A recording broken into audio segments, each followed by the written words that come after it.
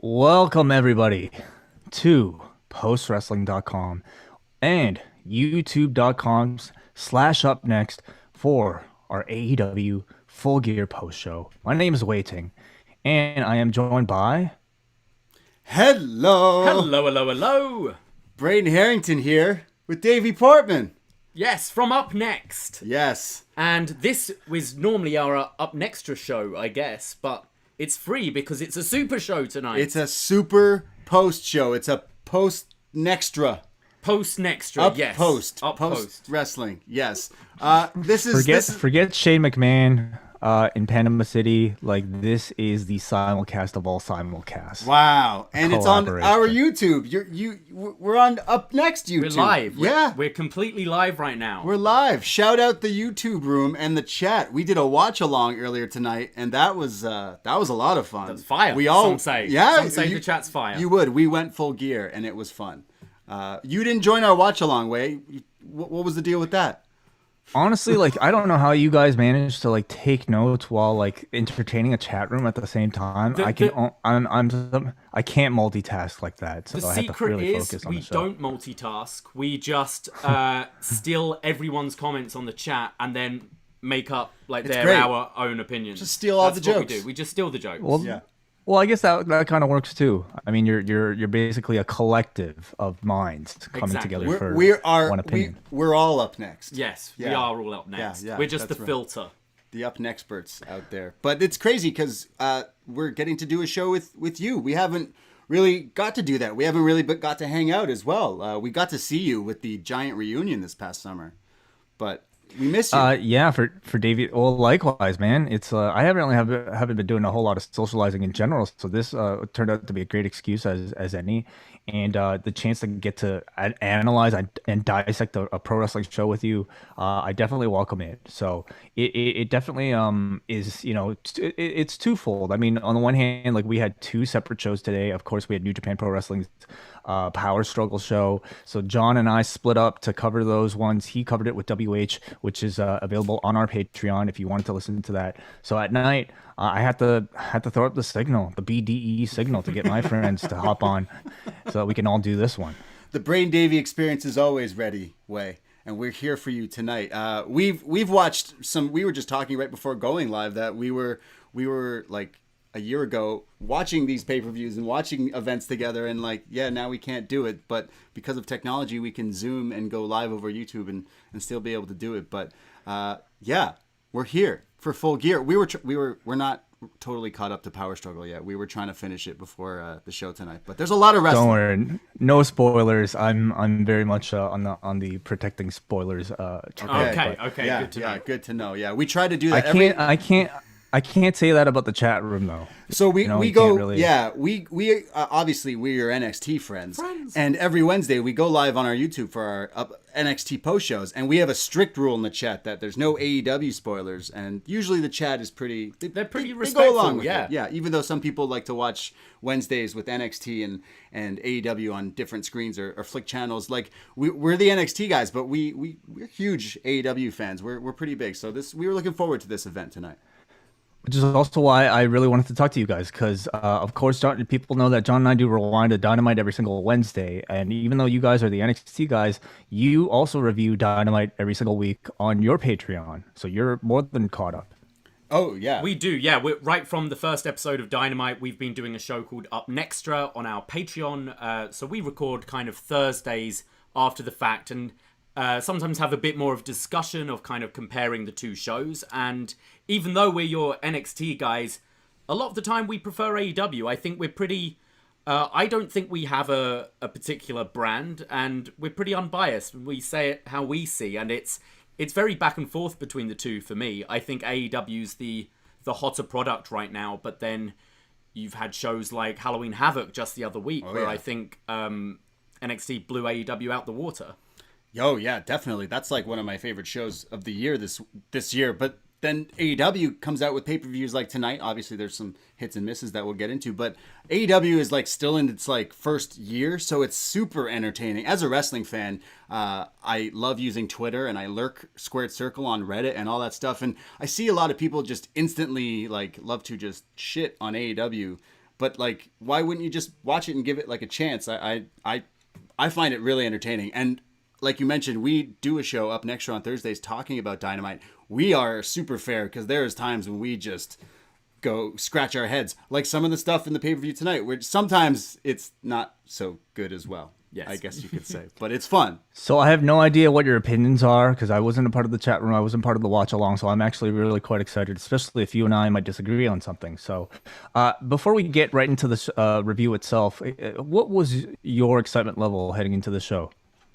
For me, pretty high. I think All Out was kind of disappointing, but then since then, they've built all these feuds really well. And what I found interesting is the match that maybe I would have been most hyped about. Some might have said a dream match, which is the tag team match.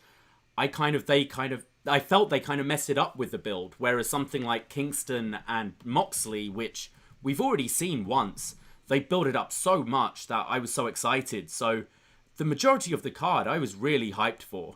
And yeah, definitely the most excited I've been for a pay-per-view for a while. Yeah, definitely the obvious Young Bucks FTR match. But like as NXT people, I've been following the Revival, and they once said that the day the Young Bucks and FTR face off, that the world would rejoice. I'm kind of rejoicing for another reason, but hey, I'll take it. Today was a good day.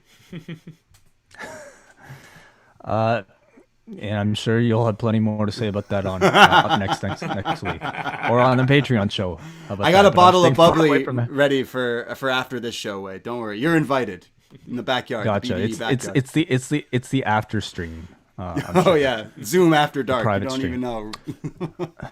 So we have a lot to get to. So let's dig right into the show. It's AEW Full Gear from Daly's Place. Did you guys happen to catch the buy-in? We did actually. Yeah, we did. Yeah, I had to check out AK.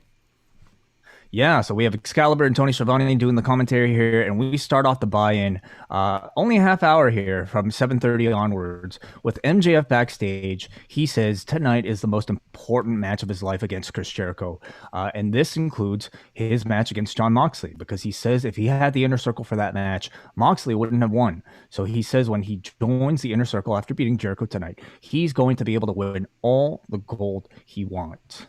The interviewer, Alex, asks Wardlow a question, but MJF takes the mic away from him and doesn't let him speak. MJF says he doesn't care if others in the Inner Circle don't want him in. He is better than you.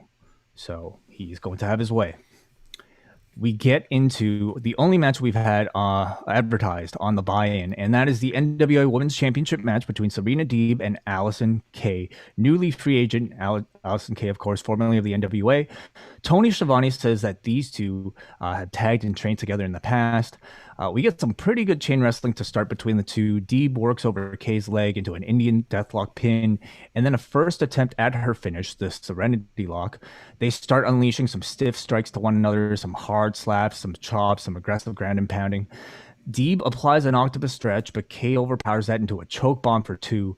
Kay hits the AK-47, which is kind of like Lashley's finish, the partial like Stormbreaker. It's like Deeb Dominator, but then you flip. It's like a flipping cutter, essentially, kind of. It's a cool move. Yeah, I was happy to see it. Deeb rolls out of the ring and back in. Deeb again targets Kay's leg, hits this like neutralizer type of move. Kay gets her foot on the ropes. Deeb drags her to the center of the ring and then applies the Serenity Lock, which is for WCW fans, Conan's Tequila Sunrise. Gets the tap out at 10:24, according to our own John Pollock stopwatch. And, we thank John. We thank John for all the match times. Absolutely. Later today. Shout out John Pollock. Shout out John Pollock. His report is up at postwrestling.com if people wanted to get his thoughts on tonight's show. But what did you guys think of the match? I really enjoyed it. I think it was in the right position being on the pre-show. I thought it was a solid wrestling match, but not enough, no build really, and not kind of flashy enough to necessarily be on the main show. But I thought both worked really well. I'm so impressed every time I watch Serena Deeb. I think she's so fluid and she just really knows what she's doing. And Allison Kay as well has been someone who's obviously been on NWA and has got a well-known name on the independent scene, so it was cool to see her on a bigger stage. I thought both worked together really well, but wasn't anything that's going to get you particularly emotionally invested into it. Yeah, I kind of agree. Like, I was actually, like I mentioned, I was interested in seeing Allison Kay. I've watched her quite a bit in, like, the independent scene in Toronto for quite a long time. I've seen her live a bunch.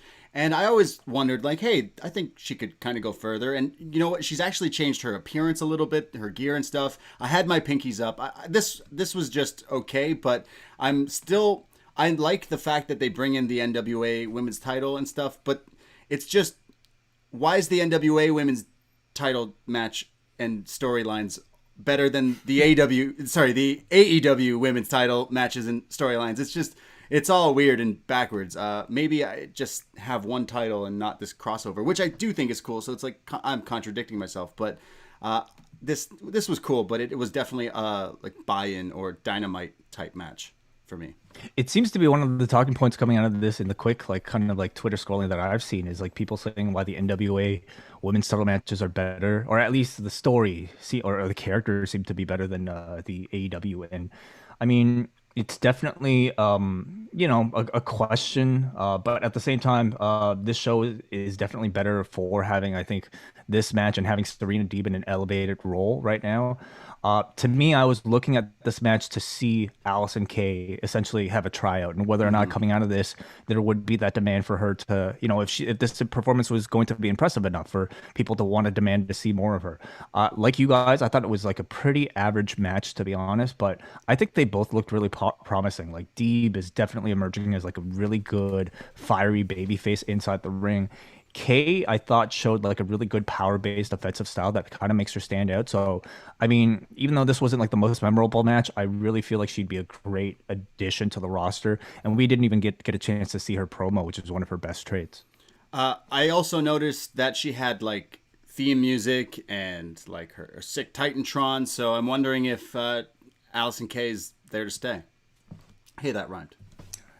I think any addition to the women's roster would help, though. Yeah, honestly, any fresh faces to that division right now, it's like really bad. It feels like it's bare bones watching, and we'll go into the second women's match, and it doesn't get any better.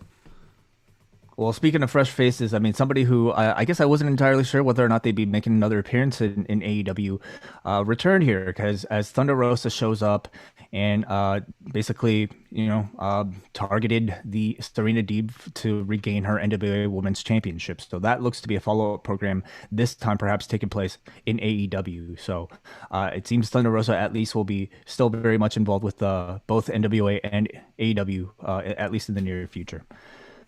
We go up next to the red carpet special, where Eddie Kingston is with his team of Lucha Brothers, Butcher and the Blade and the Bunny, who are now known as the Fam. The Fam? Eddie Kingston and his fam. Yes. What up, fam? The interviewer, Alex, asked Bunny if Eddie has what it takes to make Moxley say I quit. And Bunny, rightfully so, says that's a really stupid question. Basically doesn't give an answer. Alex, again, meanwhile, asks the Lucha Brothers in Spanish, and they have a whole conversation in Spanish where the only thing I really understood was Penta saying Eddie Kingston is his best friend. Alex then talks to Eddie Kingston and asks him, what's more important, the AEW title or making Jon Moxley say I quit? And Eddie Kingston, just looking incredibly somber and serious, stares right into the camera, says nothing is more important than the World Championship. He says it's the greatest championship in the sport, in the only company that matters, as he continues giving this death stare through the camera. Alex then asks if Eddie Kingston is worried about somebody like Lance Archer wanting another title shot after him, and Kingston just says, I don't care. I don't care about Archer. I don't care about Pac. It's all about the championship. Moxley currently has it. That's all I care about. What do you think of this promo? As always, Eddie Kingston's just dynamite on the mic. Loved it. I think it really puts over the title as well. Like, his actions are all based around that title, and it makes it feel like the most important thing rather than just a prop. I've loved this whole story. I think Kingston hasn't set a foot wrong, really, in the build to this match. He's so scary.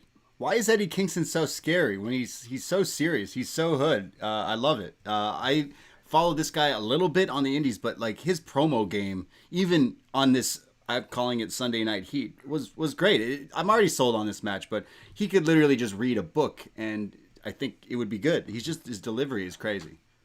The intensity and conviction, like in the way he speaks, is definitely like the thing that stands out the most, to the point where like I think in total, like he's had a lot of screen time in AEW lately, but like in a short amount of time, I would say like he's managed to get me invested in his story way quicker than maybe many programs might in more amount of time. Did either of you get a chance to see the countdown? I suppose you probably I caught bits of it. We were sort of setting up. Oh yeah, I watched it.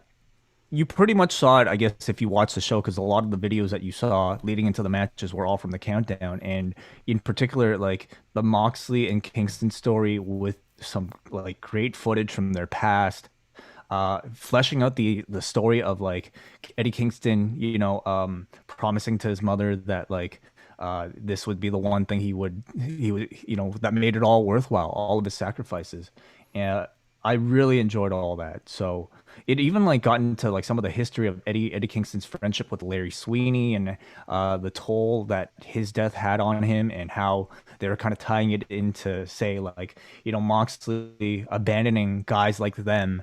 A lot of them aren't even here, and somebody like Eddie has nothing to show for it, and this is him trying to get some I guess revenge for all that. It was all like really well done. Yeah, every time I watch Eddie Kingston, and every time I'm pick and choose the main roster WWE stuff I've been watching, but like Roman Reigns' acting lately has been really good, where I just see him pulling a Rock or Cena and going into movies, and I kind of see that when I see Eddie Kingston. Like he could be like a villain on a TV show or something. Like he's actually, I mean, he is a villain on a TV show, but going into acting is definitely something he could go, or just being mouthpieces down the line for people obviously will work for him. Well, the thing is, I don't even say it's good acting. It's just believable. You believe so scary. You don't feel this guy has ever handed a script. You feel like he's just given a mic and let him go with it. It feels so natural, and which is really hard, because so many wrestlers are like, okay, like that was a good promo, they delivered that well.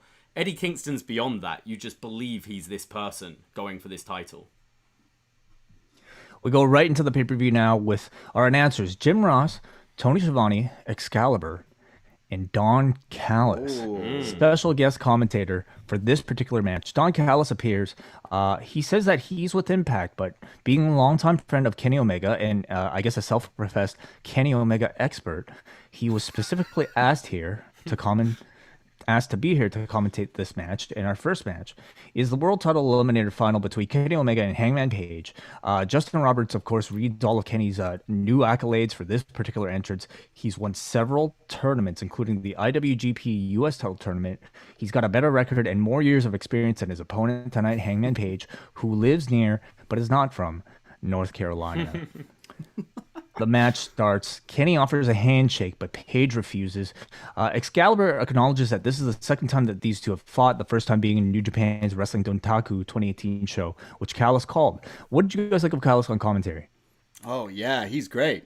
I love Don Callis, and I think I think back to that G1 and that run Kenny had in New Japan, where Callis was always on commentary. It was such a great pick for this match, and just so good for this Kenny character that's just kicking back into gear. Oh, you want that Kenny back? Okay, well, I'm even going to bring the commentator who called all those matches. It's such a nice little touch. Don Callis was like, hey, Kenny, you can borrow my house, but you got to let me be on commentary for your match at the pay-per-view. So I guess that's what happened. But he's such a great voice, yeah. I really enjoyed him too. Like, I think as a way to, I think the current AEW team is really good, but I think Callis, like especially when it comes to a Kenny Omega match, offers like that little bit of like personal touch and expertise that like the others can't offer, and certainly like him playing with Excalibur with the knowledge that both of them have of like his New Japan career, I definitely think added to this match. So early on, Kenny takes control. He's going for "You Can't Escape," but in after doing like the somersault with the Samoan the fireman's carry, he loses his balance and actually slips. He takes a moment to sell his leg here before completing a moonsault. Did you guys think that this was intentional? No, I think it was covering up quick. I think he just Great missed job the at move it. and then was like, "Oh, how about I just sell my knee?" Which is great. That's how you should be. That move is so hard to do. He's definitely like slipped up before, but he made it seem so flawless that it was it very well could have been, because it looked like he just went straight to the leg. It was like it's always really tough for me to tell because like Trent earlier this week like did a spot in that Miro match where he I thought did an intentional slip up on the ropes in order to lead to the finish.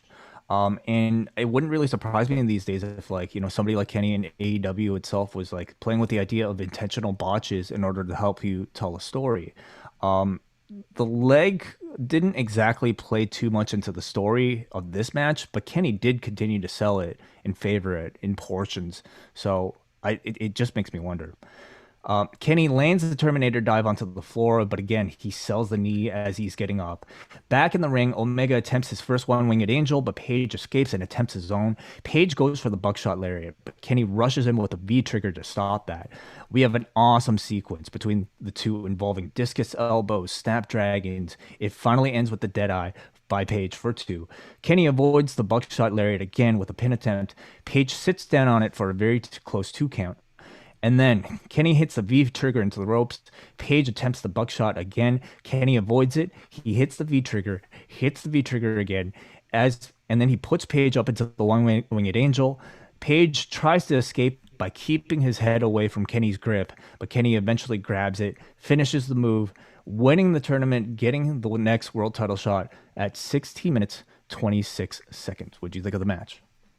I absolutely loved this. I thought this lived up to the hype for me. This was the match I was most looking forward to, and for it to kick off the show, I almost wasn't quite ready for it. I thought they both worked super hard. Some of those chops there was one early on, Hangman just chops Kenny right in the throat and looked so painful. But the finish is what I like the most. Yeah. That finish, the one-winged angels being protected so well that once it's hit, there's no kicking out. You don't even suspect a kick out. But that's why I loved Hangman just struggling on top and moving his head away with Kenny clawing away. That when he eventually got him and he drops him, that's it. It's over when it's yeah. As a fan, like the story, no one's kicked out of this move. And Hangman, as much as I love him, he ain't kicking out of it. And the fact that he knew how to get out of the move. He was so trying. smart. Whereas so many people are dead. As soon as they're on the shoulders, they're like, okay, I'm going to take this match. Where he was struggling for all his might to not get hit by it. But I thought this was a great opener. And also left room for more. If they want to have a bigger match for a title in a year or so, there's definitely more to this. I want a sequel. This was the match I was looking most to. This is like the tag team run they had were great. I think Hangman is on his way to be a huge star in wrestling, if he's not already. And obviously Kenny Omega is great. But yeah, I feel like one day we're going to see this, not even once more, but a few more. They referenced that they fought once before in New Japan, like 2 years ago or something like that. And it's like, yeah, now their characters keep changing and evolving and going to the next level in this company. I thought this was so good. This was so great. And where does it leave Hangman? You're like, feel sorry for him because he's like the sad, depressed millennial drinker cowboy. And then Kenny's just being a dick again, and like he won. But this was great. Was this supposed to open? Because people were saying that they mentioned that MJF and Jericho were opening, and then they started the show with this. I mean, they had to go up against Joe Biden's speech, so I don't know if that was an audible. I wasn't aware about all that. I mean, I thought it was a really good opener, though. Like, MJF Jericho, I suppose, could have also fit the role, but like, I loved this one as an opener because it hit the right level of satisfying without completely exhausting you from wanting to see any of the other matches on the show. It was like, I don't think this was necessarily the best match that these two could possibly have. Like, let's say if it was like Wrestle Kingdom main event or something, or like, Yeah. in the main event, these two going 30 minutes would be that much better. But at a 16-minute match, like, this was incredibly satisfying as, an early first chapter, second chapter, of their long-term story. The story here was that these are two tag team partners who knew each other's counters to their finishes. And they like did that really well. Like a number of like buckshot lariat counters, a number of like, V trigger counters. Like it was all so athletic, so well timed. And, for me, it was just like really refreshing to see a big pay-per-view level Kenny Omega singles match again. They've still like managed to make these like feel pretty special, and especially putting him in a tag team situation. Like they've kept these big Kenny matches like still like pay-per-view worthy in my opinion. So they made it special. Like they made it special because they used Cinderella as their promo video. I was hyped from the beginning, from the get-go. I've been bumping that track all week. David cried when we watched it on Wednesday. Did you really cry? It was emotional. I've had a bad couple of weeks, but yeah. You don't know what you got till it's gone. Like throughout this entire story, I mean, I had Bruce Lord on this past week and asked him about this, but like, do you feel like Kenny is...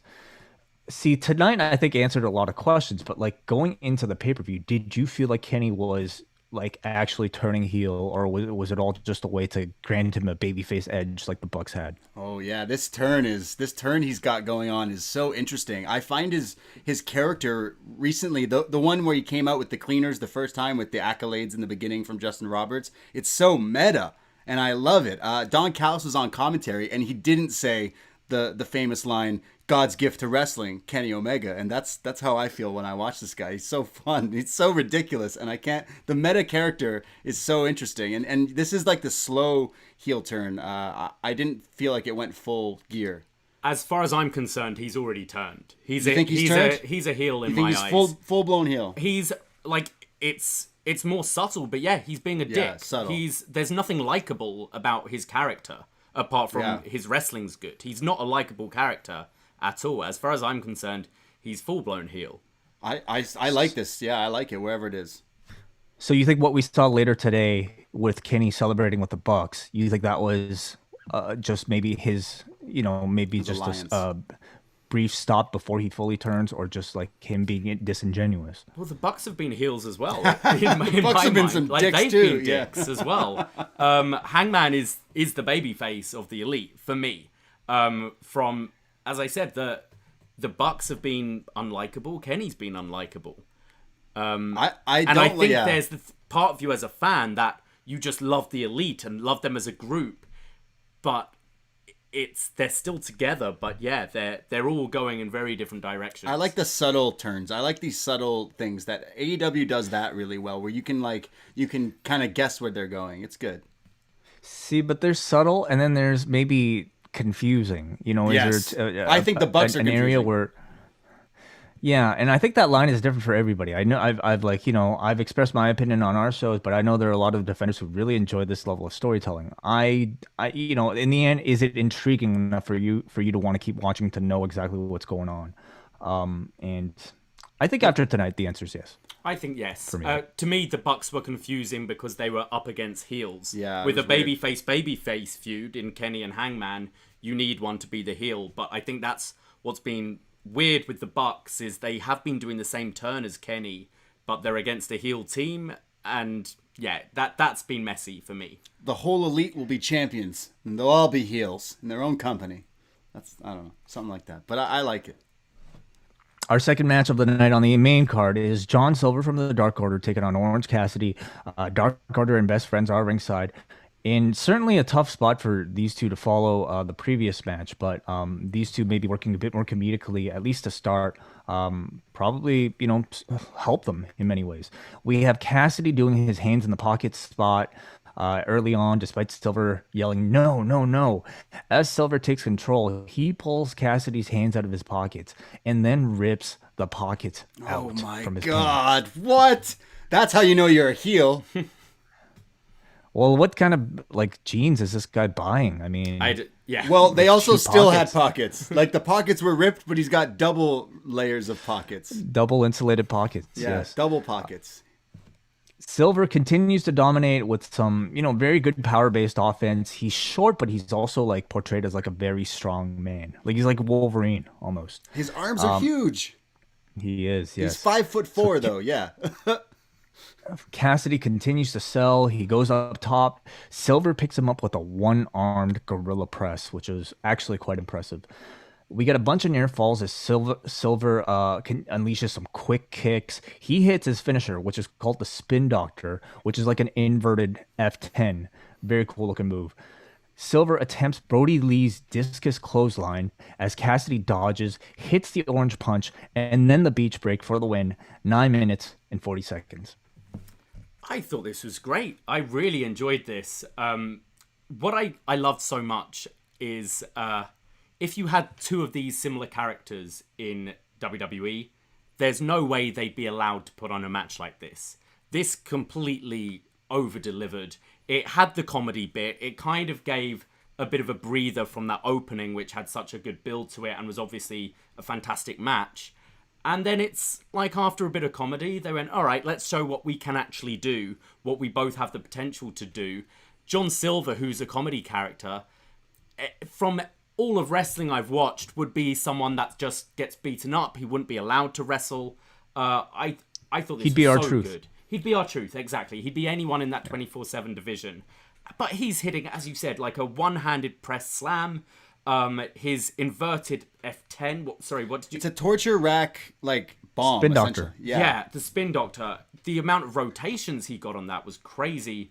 And Orange Cassidy, I really enjoy as well when he kind of starts taking it seriously. I think he's fantastic. This came out of nowhere and got me so hyped for this show because it's been 2 matches so far and both really, really delivered to me. This was fun. I didn't expect it to be this fun. Obviously, John Silver, Johnny Hungy, was jacked up on Mountain Dews to be able to do those crazy spots. But he's someone that we've seen like as enhancement talent in like NXT and Evolve and even here in AEW. And he's just taken that like character that he somehow brought out of him and just he's been super entertaining. And the fact that he's 5'4" and he's small and short, but his arms are huge and he can still one hand lift Orange Cassidy, who's obviously not a giant guy, but I didn't expect this to be as fun as it was. And again, ripping out Orange Cassidy's pockets is legit hilarious heel heat. And I think I got so mad at him that he did it. So it worked. It totally worked for me. This was fun.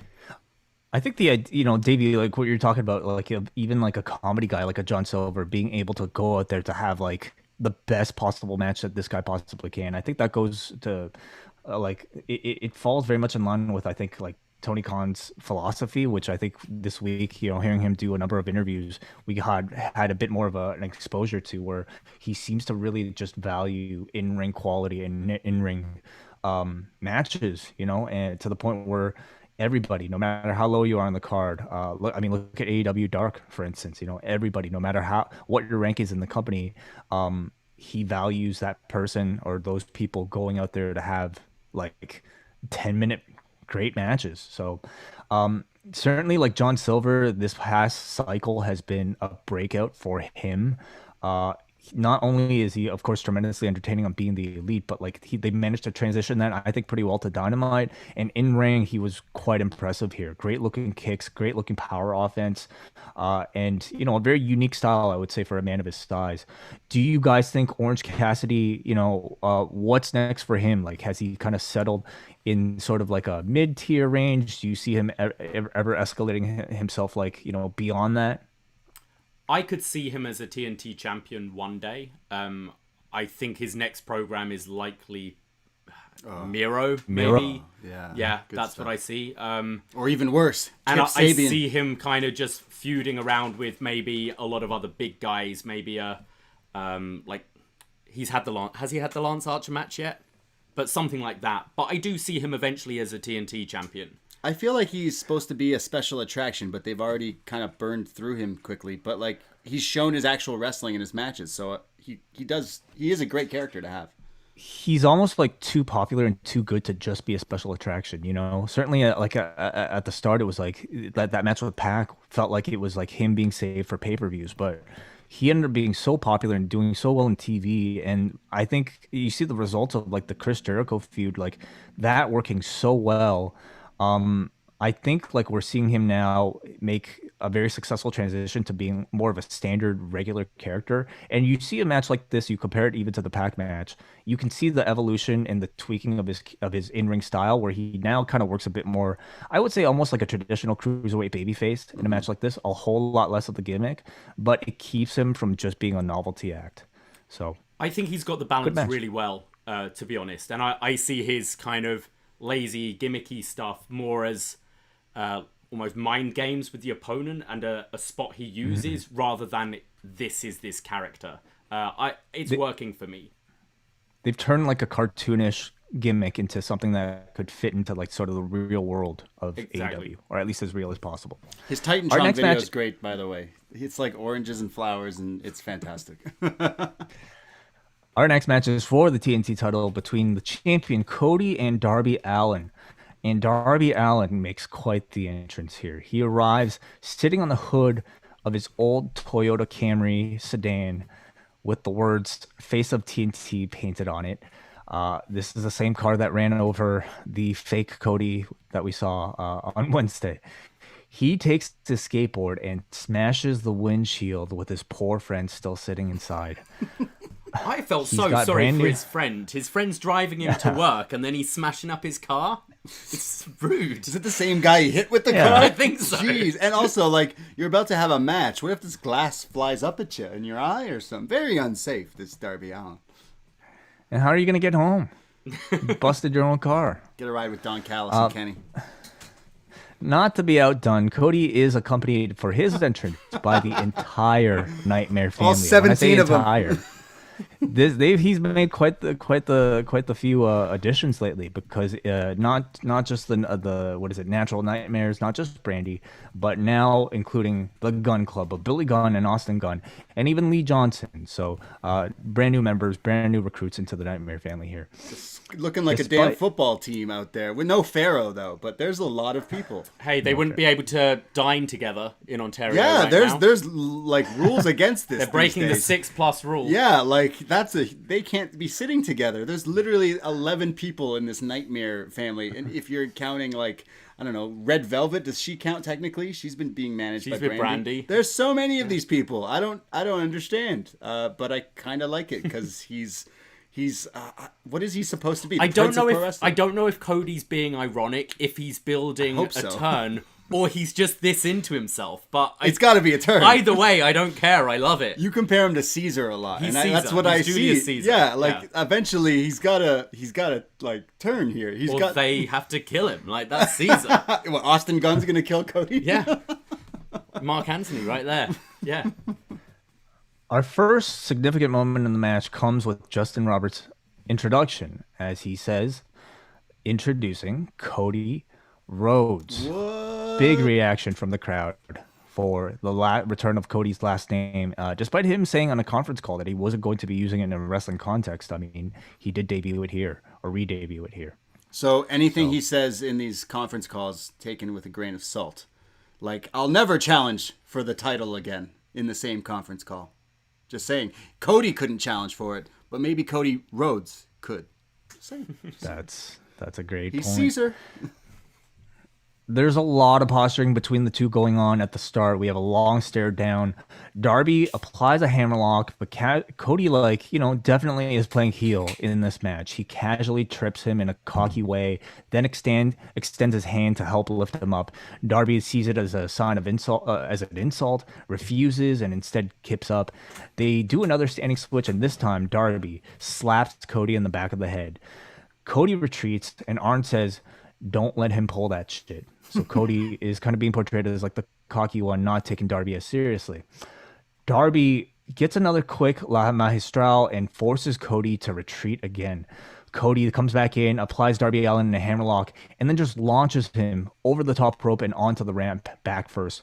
And Darby continues to sell that left arm throughout the match. Darby goes for a backslide, but can't finish it because of that bad arm. So Darby keeps attempting. He attempts a springboard arm drag, but Cody again stops it, targeting the arm with a double arm bar. Cody at this point starts doing push-ups as the crowd boos, and Arn yells at him to stop playing around. Darby avoids the crossroads, jumps off the middle turnbuckle, and pulls off the middle turnbuckle pad, sends Cody's head into it for 2. They fight on top of the turnbuckle. Cody hits an avalanche crossroads, and Darby is pretty much out at this point, but his arm is under the bottom rope, so he manages to escape. Darby is sent to the floor. Arn yells Darby to do what's best for him and stay down, but Darby won't quit. Cody is getting frustrated, and he takes his weight training belt. Darby uses the weight training belt to trip Cody instead. Darby catches the disaster kick, applies the last supper, then a stunner, and then the coffin drop for 2. They roll through a number of near fall attempts until finally Darby Allin pins Cody, becoming the new TNT World Champion at 16 minutes and 50 seconds. I really, really enjoyed this. I find Cody just fascinating. We already mentioned his entrance, but even in wrestling, he's so versatile where he can quickly adopt the role of the heel for this match. But it feels more sports-based than any other competitor in wrestling, in North American wrestling for me, because he's playing the heel because he's just really good at what he does and really wants to win. I think Darby, I'm not into all the black and white videos of him jumping off bridges and rolling down half pikes in a body bag. It doesn't do it to me. It doesn't make him feel cool or anything. But as soon as the match starts, he's such a great baby face, but has such a relentless energy and aggression to him, where even the roll-up finish worked as well. With Arn kind of adopting, he is the heel manager as well and just yelling for Cody to pay attention, and him kind of being the more of the heel for Darby than Cody really worked as well. I just thoroughly enjoyed this match, and again, this show was really hitting it with me. I know a lot of people don't really like Cody.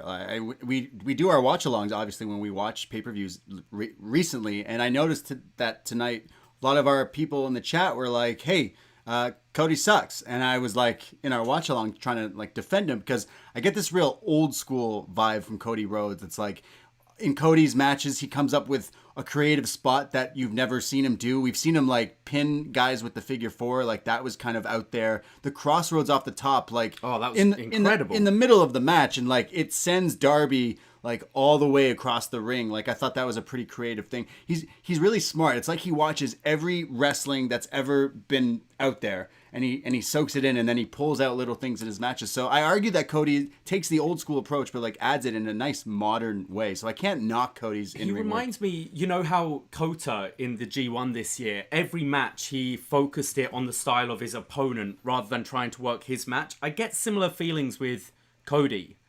Even doing crazy stuff like the coffin drop with Darby on his back isn't something Cody would normally do, but he's trying to match Darby's style, and I really like that. I like Darby as well. I get, obviously, Jeff Hardy vibes from Darby Allin, but I agree with you, because I love Tony Hawk, I love Steve-O, but the stuff with them just didn't click for me. I was like, this isn't working. So for me, I just need him to kind of be this guy he is tonight. Hey, I fought to be here, and I want to be here. And the stuff with the face of TNT is whatever. But now he is the face of TNT, so much that TNT's Twitter changed their handle to "Our champion is Darby Allin." So I kind of feel happy. I think it makes it fresh that he won, because if he lost, then he's kind of a geek. So he needed to win this. I thought this delivered for me. And the coffin drop is a sick ass wrestling move, if you ask me. See, I was honestly surprised that they actually did the title switch here, because I think, what we've seen, at least with maybe an influence from, maybe I'm just influenced from New Japan Pro Wrestling's booking, but you see something like an Okada versus Sonata feud, and how Sonata, I guess until, did he beat him recently? He beat him in the G1 year? Last year. Sonata? Did he beat him last year? It was in 29 minutes. Wasn't it? It was right before the count. the time Right. out, Okay. I So I believe. mean, I thought we were gonna get like a similar type of like long-term story where like it would take years for Allen to finally beat Cody. So I was ready for Cody to just like have Allen be very close again, but just not beat him. But I mean, seeing this executed, I thought it was a pretty it felt like a good time to execute. Maybe what you said, Braden, of like them having Allen failed yet again would be one time too many. And I think they crafted like a pretty good match out of Cody being this cocky dude and Darby refusing to quit. So, coming out of this, it'll be interesting because like one of the best things about Cody being TT champion is the fact that he is so versatile. He can have a hardcore match with an Eddie Kingston, or he can have, a standard match with really anybody. Can Darby Allin be that same type of versatile guy, or will they have to book him slightly differently? How will he react as in terms of promos? I thought on the Countdown show, like he sounded really good to me. Oh, he sounded way better, didn't he, in that video? Yeah, why doesn't he talk more like that? He was talking about why he wears face paint because he had a car crash with his uncle or something. It was really, really deep. Did you also notice that Darby Allin did a stinger splash in this match? There's the subtle drops, way that the stinger is coming. He's coming. You think Sting is coming to like what manage Darby Allin? Sting is his dad. How about that? Yo, that could be a thing. I have never heard Braden speak so much about Sting as I have this week. I don't know what he read, what fake news he read online. I didn't read he's anything. been convinced all week that Sting's coming back. He doesn't even like Sting. I don't get it. I don't like Sting. Just don't like Sting. I just feel like it would be, I don't know, a nice little. He did do the stinger splash. Just saying. And I think they should. The reveal should be like Darby Allin sitting in the rafters, and then the camera keeps panning up, and there's Sting like sitting, like standing in the just rafters. like he sits. Darby sits just like Sting in the rafters. There in a Sting mask. In a Darby mask, and he takes it off. Mask, I just feel like there could be something there, dressed like the Crow or something. Darby, I don't know. It's definitely a Sting vibe that they've got with Darby Allin right now. The guy driving Darby's car had more of like a Joker Darby face paint, so it could have been Joker Sting. We don't know. They're all coming in. I think Surfer Sting really should make a comeback. And Darby's dad. Wow. Surfer Darby Allin. Surfer Darby Allin. I mean, he's got blonde hair. He's got the skateboard already. Yeah, if you take away the black tights and just leave the black Daisy Dukes, I mean, they could look like surfer shorts. So We're on to something, Way. We got to move on as much as I love fantasizing here. So Cody, there's no drama as Cody, he's not reluctant. He's not demanding a lawsuit in order to look at the finish here. He's not disputing this outcome at all. Cody hands Darby Allin the title as the fans chant, "You deserve it." At this point, Taz shows up with the team, or Taz alone shows up. He says, "This is enough." He's going to vomit. There's too much emotions, too much hugging, too many tears. He continues to taunt both Darby Allin and Cody as Brian Cage and Ricky Starks come in to attack him from behind. Interesting moment here between Ricky Starks and Brian Cage as they each go to grab the TNT title, and they almost have a brief tug of war to see who can actually carry it. Taz stands between them, dissolves whatever tension that there might be between the two. So that was like a nice little tease between those two. And then Cage drags Darby to the outside, throws him through one of the kind of like Full Gear set pieces that they have. Yeah. And the light, yeah. And then they drag Darby to go to his beat up Camry. And they're about to crush Darby Allin's hand in the car door. But Will Hobbs comes in to send them away and possibly drive them home. Well, their car's wrecked. You can't see through it unless you do with the Pineapple Express kicking out the windshield. But I thought for a second they were putting Darby on or in the car and then just putting the car in reverse and just letting the car like drive off. So I was a little let down, to be honest. Like Darby wants to do some crazy. Yeah, if Darby would be insane. Yeah, Darby does all this weird shit that isn't really. Look, I grew up watching every part of Jackass ever. Darby really hasn't done anything except that one time he jumped out of that window through the pool, which was just dumb. Like, stupid. I But I, this un- would have been I great. understand like the daredevil like abilities of like Darby Allin, but like a stunt like that, unleashing like a car with no driver inside, would be a hazard to everybody around like that building. You know, Oh, how it'd would be they great control though. that? Oh, it'd be great. There's ways. There's way they can film elite deletion. They can. I didn't Wait. think this was really needed on the show for me. I love Taz. I love his promos. I really like Ricky Starks and Brian Cage. I find quite entertaining in the ring as well. I've got nothing against them, but Taz cut that promo on Wednesday saying that they'll make their presence felt, and they were a bit polite. Like, they waited to the end of the match. They waited for the title to change and then attacked him, and it just felt. It felt an angle I didn't feel we needed tonight, and especially a show that was very long. I think this could have been on the chopping floor. Anytime I get to see Ricky Starks, though, is a plus, because dude has the greatest wardrobe in wrestling. The guy is always looking fresh, and he sounds amazing. He's been a character that's totally grown on me. The first time I saw him, I groaned, and now I'm like, oh man, you're someone I want to see. But Taz also said that, can someone get him a plastic bag because he wants to vomit? Wouldn't you want like a plastic bag? Doesn't seem like, what if that's whole? I didn't think that was the right one. I think you want a paper bag with like plastic lining. I think that's what they have. I think that's what he meant. He just was trying to attack. You two are going on tangents today. Dasha is in the back with the Natural Nightmares as QT Marshall cuts a promo on Allie. She says she chose the Nightmare family to infiltrate because they're the most prolific family in AEW, which means they get the most TV time. He tells the Blade to get his home life in check. Dustin says that there are many successful women to come through their sport, but Allie is not one of them. And Dustin says that he has asked Tony Khan for their match against Butcher and the Blade on Wednesday to now be a bunkhouse match. So, bunkhouse match coming on Wednesday. I mean, certainly going back to the nostalgia well of NWA and Crockett, and we'll see how this does. It's something. It adds a bit. What is you this? guys excited? I'm unfamiliar with a bunkhouse match. It's a bunkhouse match. You don't know a bunkhouse match? No, I don't either. I really think it's just another. Naughty. I really think it's just another word for hardcore match. Essentially, I'm young. I don't know what that is. I've never been inside a bunkhouse before. Let's go. It sounds interesting. Okay, yeah. Have you? Yeah. I'm looking it up. Okay. Chat room, bunkhouse, everybody. match. Next month, patreon.com/upNXT. Best match ever, bunkhouse match. Okay, Right, yeah, we're doing perfect. Yes. it. It's all done. For It's the all Dusty Rhodes. Okay. For the AEW Women's title, we have Hikaru Shida taking on Nyla Rose.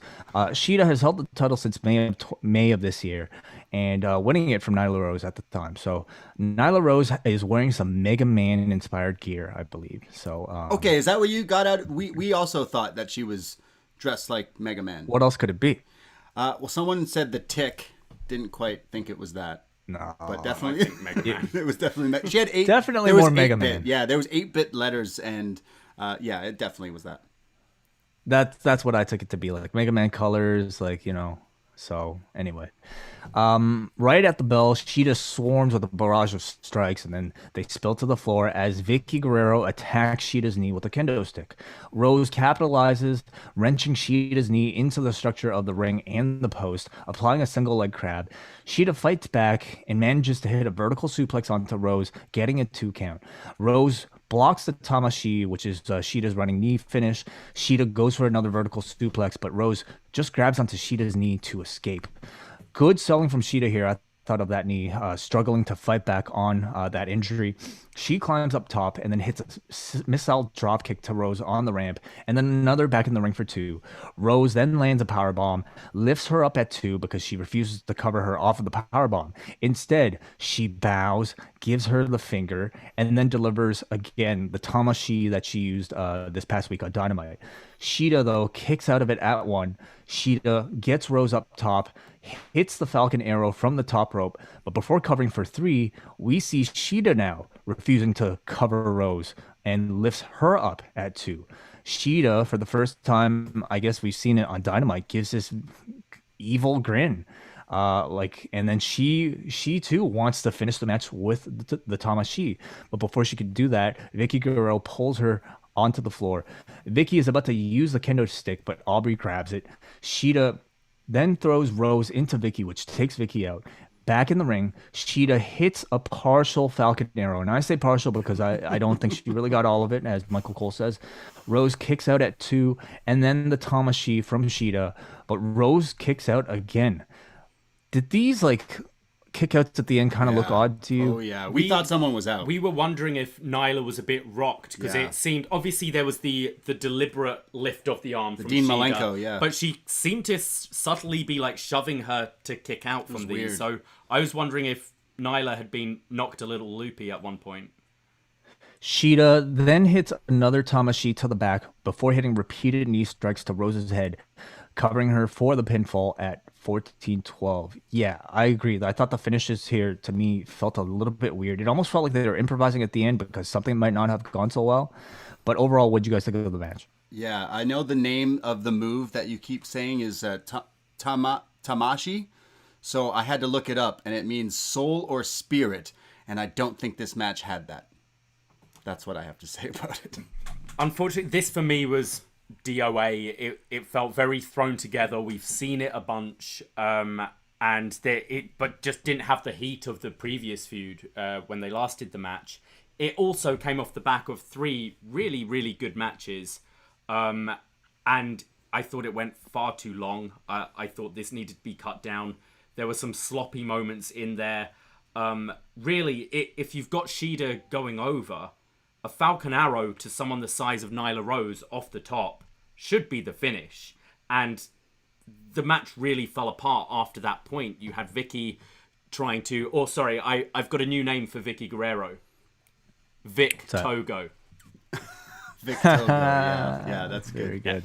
Yeah. But yeah, even when Vicky kind of swiped a leg, she missed it, and then it just all fell apart at the end. And I felt bad because I kind of wasn't into it before it even started, and then it really didn't deliver for me, unfortunately. Cody was asked about, the lack of build for this program on that conference call by Kristen Ashley, and his defense was that he feels like the match should speak for itself. He was kind of chalking this one up as being more sports-like presentation, and I just felt like that was a bit of a non-answer because I don't know what happened here. It was brought up on our previous podcast about like maybe Abaddon was supposed to fit into something and she got injured, and maybe they had to just resort to Nyla Rose again. But I definitely think like the lack of story here really hurt the interest in this match. As a match itself, I actually enjoyed it probably more than the two of you did. And that, for me, is mainly just because I think Nyla Rose gets the best out of these AEW baby faces.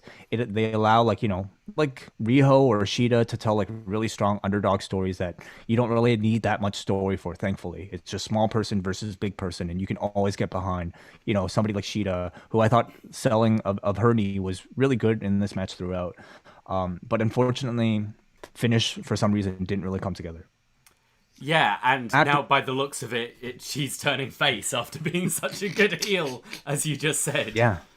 Yeah. Well, where's post-match, where's Statlander? It's Statlander She's back. still injured. she's supposed to be back. Yeah, I mean, she's at least back soon. she's back on BTE. That's so. the savior of the women's division. Well, post-match, Vicky starts to have a tantrum. She's yelling at Nyla Rose, slaps her, and Nyla just takes it as they both walk to the back separately. So not a breakup, but certainly the beginning of a Nyla Rose face turn. And at this point, I mean, Rose has been a heel and very, I would say, effective heel. But like, how many more opponents does she have as a heel? I suppose. So we'll see what they can do. For the tag titles, it is the Young Bucks taking on FTR. FTR come out with ring jackets that read "Great GTTOAT," good totes, the greatest tag team of all time. And I don't know if you've also noticed, but like it says Grand Slam on the top with 4 different icons. Yes. Oh, yeah. I suppose for Raw, SmackDown, NXT, and now AEW. So is that the unofficial tag team Grand Slam now? Yeah, it I is. think so. That's how it seems. It looked like that logo of a sports team, what the Steelers or something like that, the stars over it. But It's also for like soccer. If you win a World Cup, you get a star on your jersey. I loved commentary trying to figure out what was written on their jacket. That was fun. So Mac Jackson, of course, is coming in with that knee/ankle injury, and we start the match very good back and forth early on with Matt lightly hobbling on that ankle.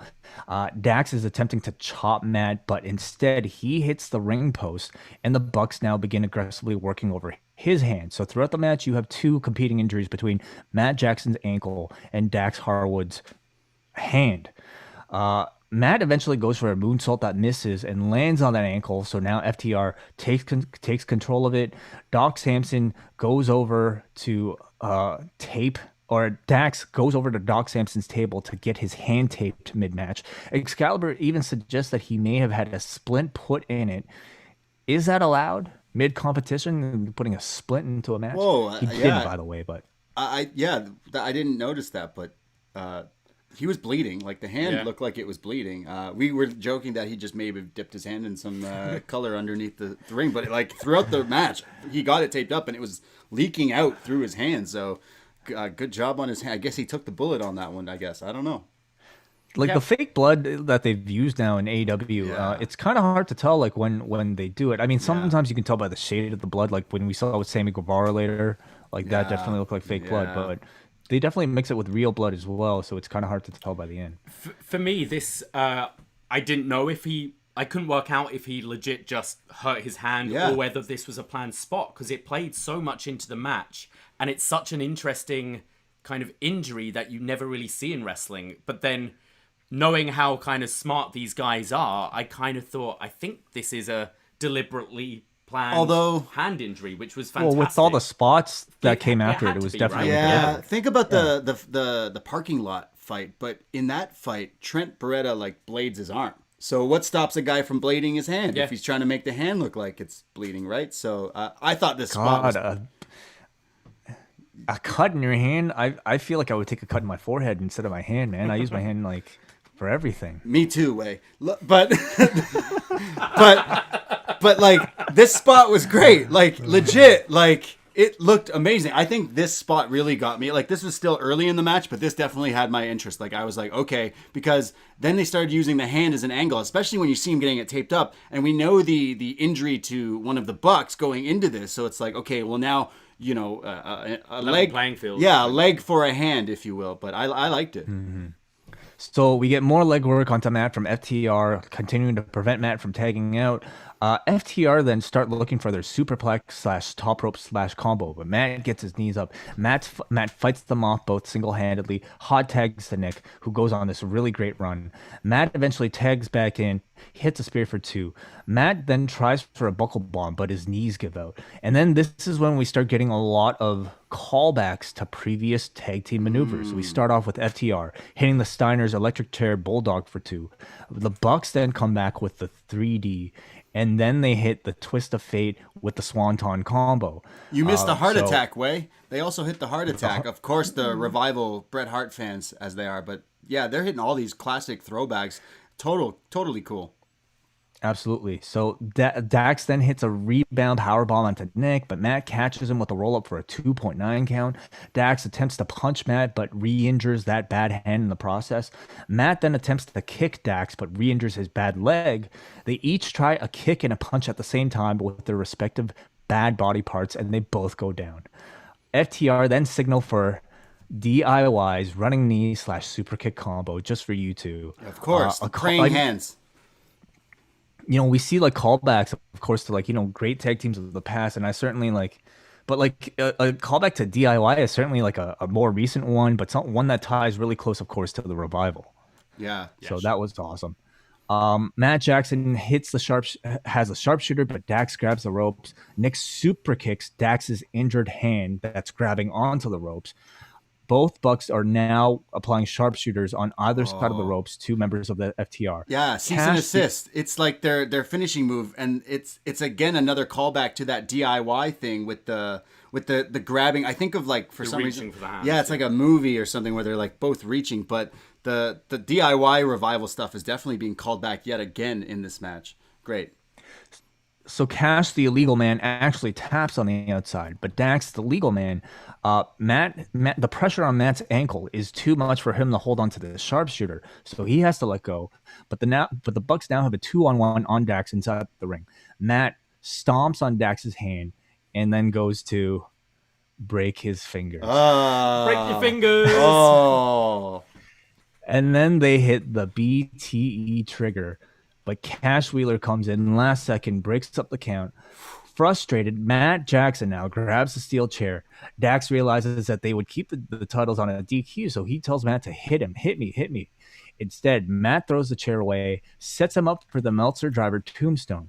Cash at this point drags Nick Jackson off the apron, power bombs him through the announcer's table. Over a table. Over a table. Yeah. Dax reverses the tombstone. FTR hits the Mindbreaker, which is the spike pile driver, but Matt is too close to the ropes for the cover. FTR then take Matt's boot off and expose the ankle. Cash comes off the second rope with a big stomp.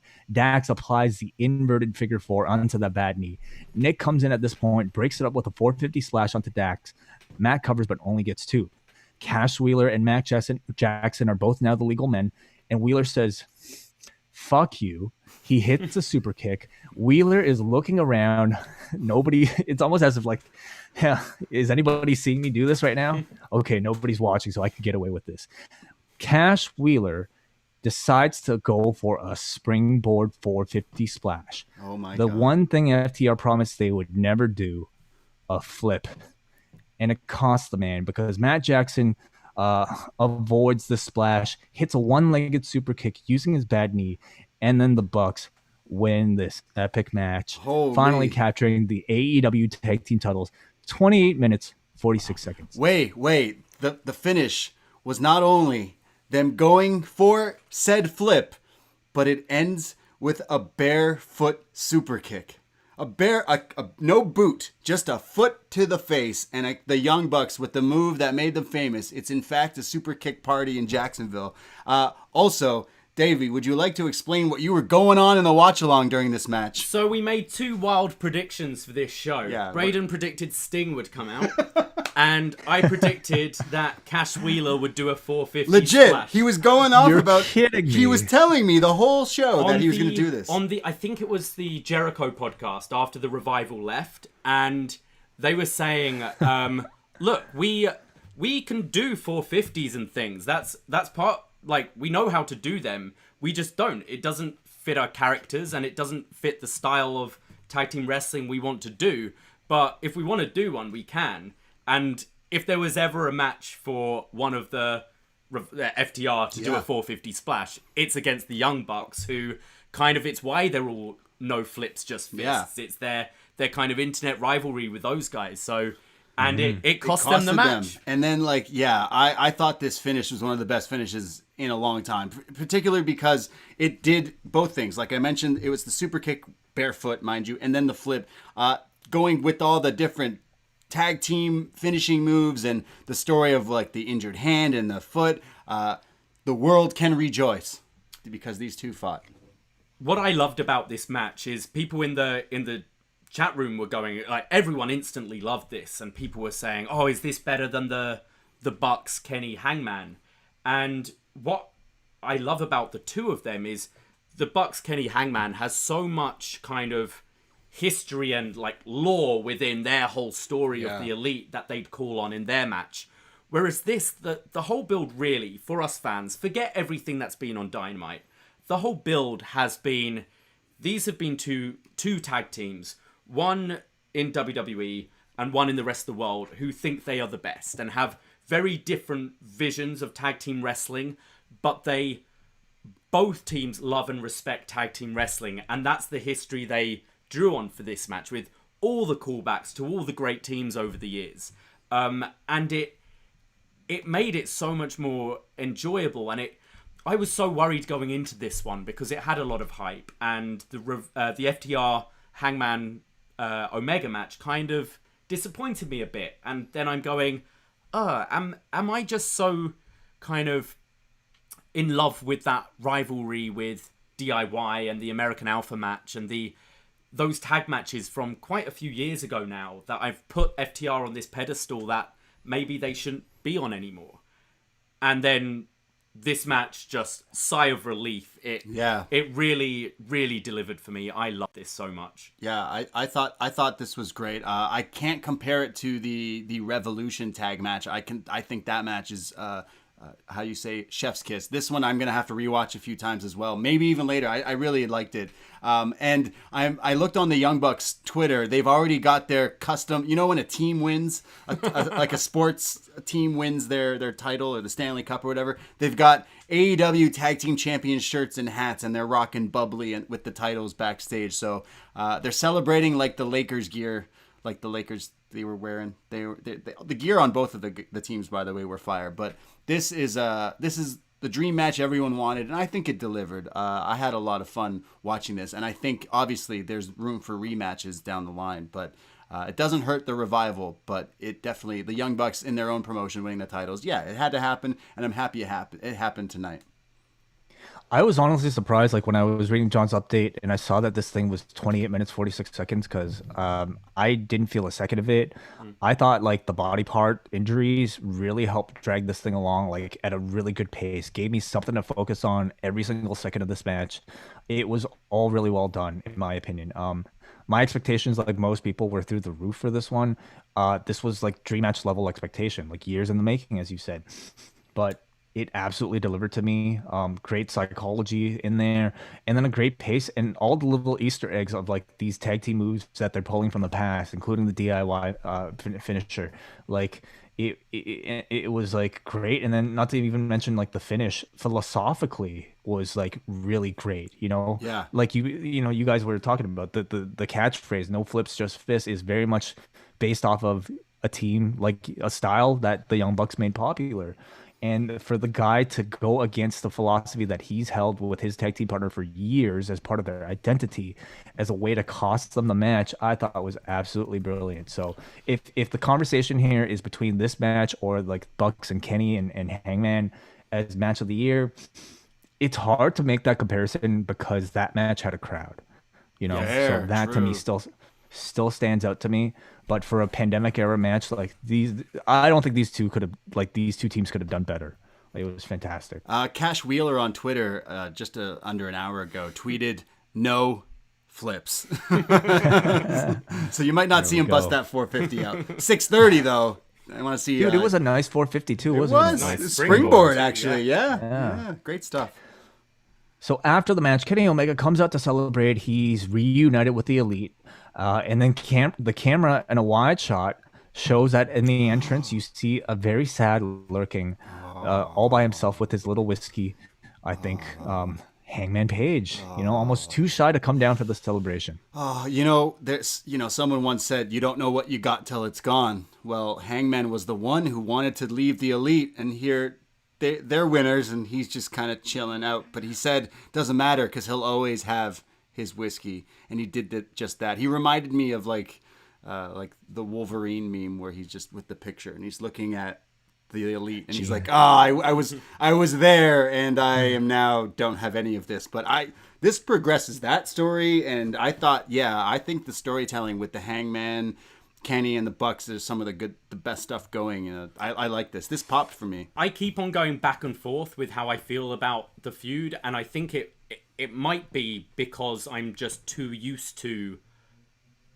like wrestling storylines, and the fact that they're trying to do something a bit more beyond that. Like, really, this is how relationships are in real life. We don't just suddenly go, fuck that guy, I don't like him. But you start to go, I don't know if I like Barry as much as I used to. Yeah. And it's but I've known him since I was at school. I don't know. It feels more like real life, and it's ambitious, and certainly it gets a bit confusing at times. But I think it's just because it goes against the norm of what we're so used to in pro wrestling storytelling.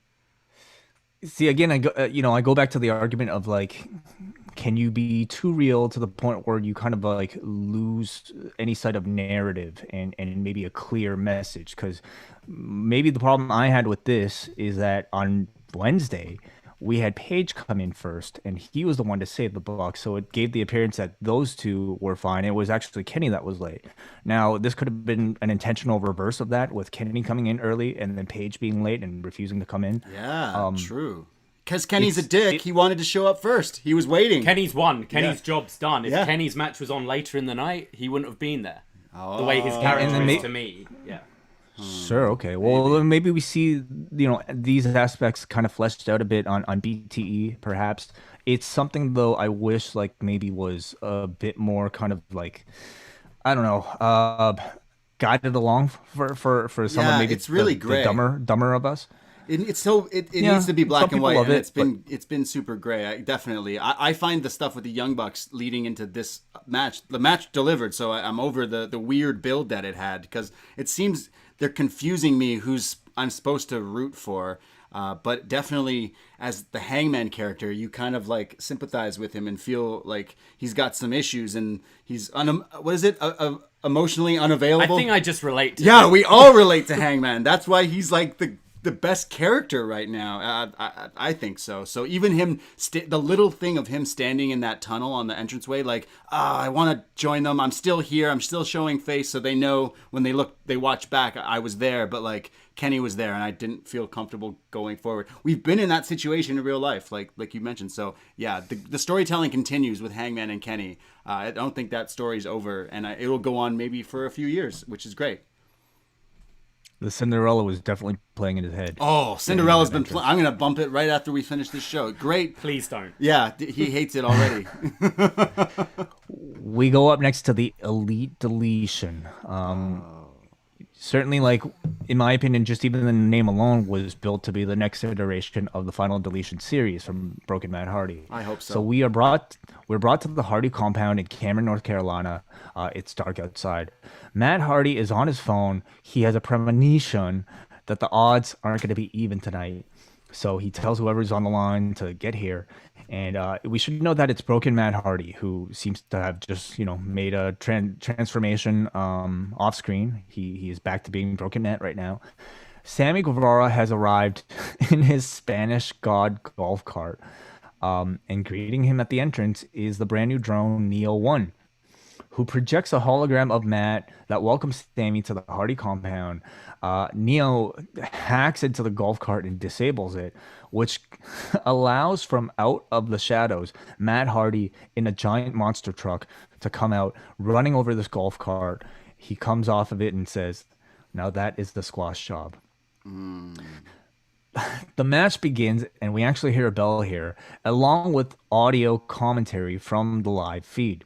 So we have Tony Schiavone, Jim Ross, and Excalibur calling, live commentators calling a deletion match.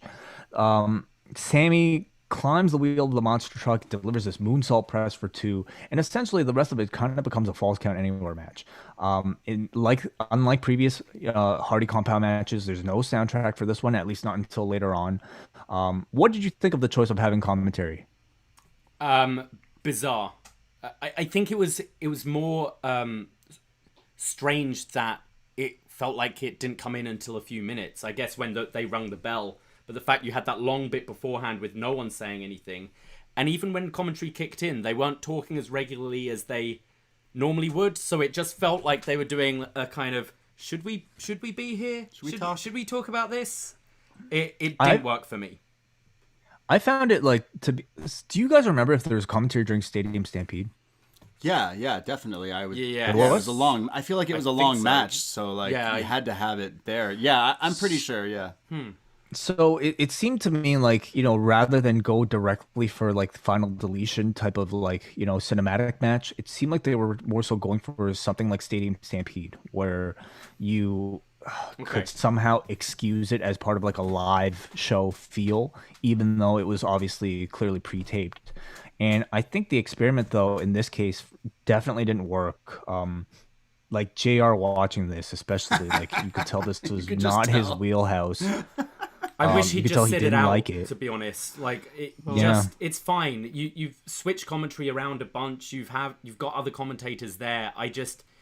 It drags the match down hearing a voice like JR clearly, like, hating what he's watching. And You really, can tell, right? There's no interest in his voice, and all his comments are kind of sarcastic, and just, it'd be better if he just didn't call it. Just leave it to Excalibur.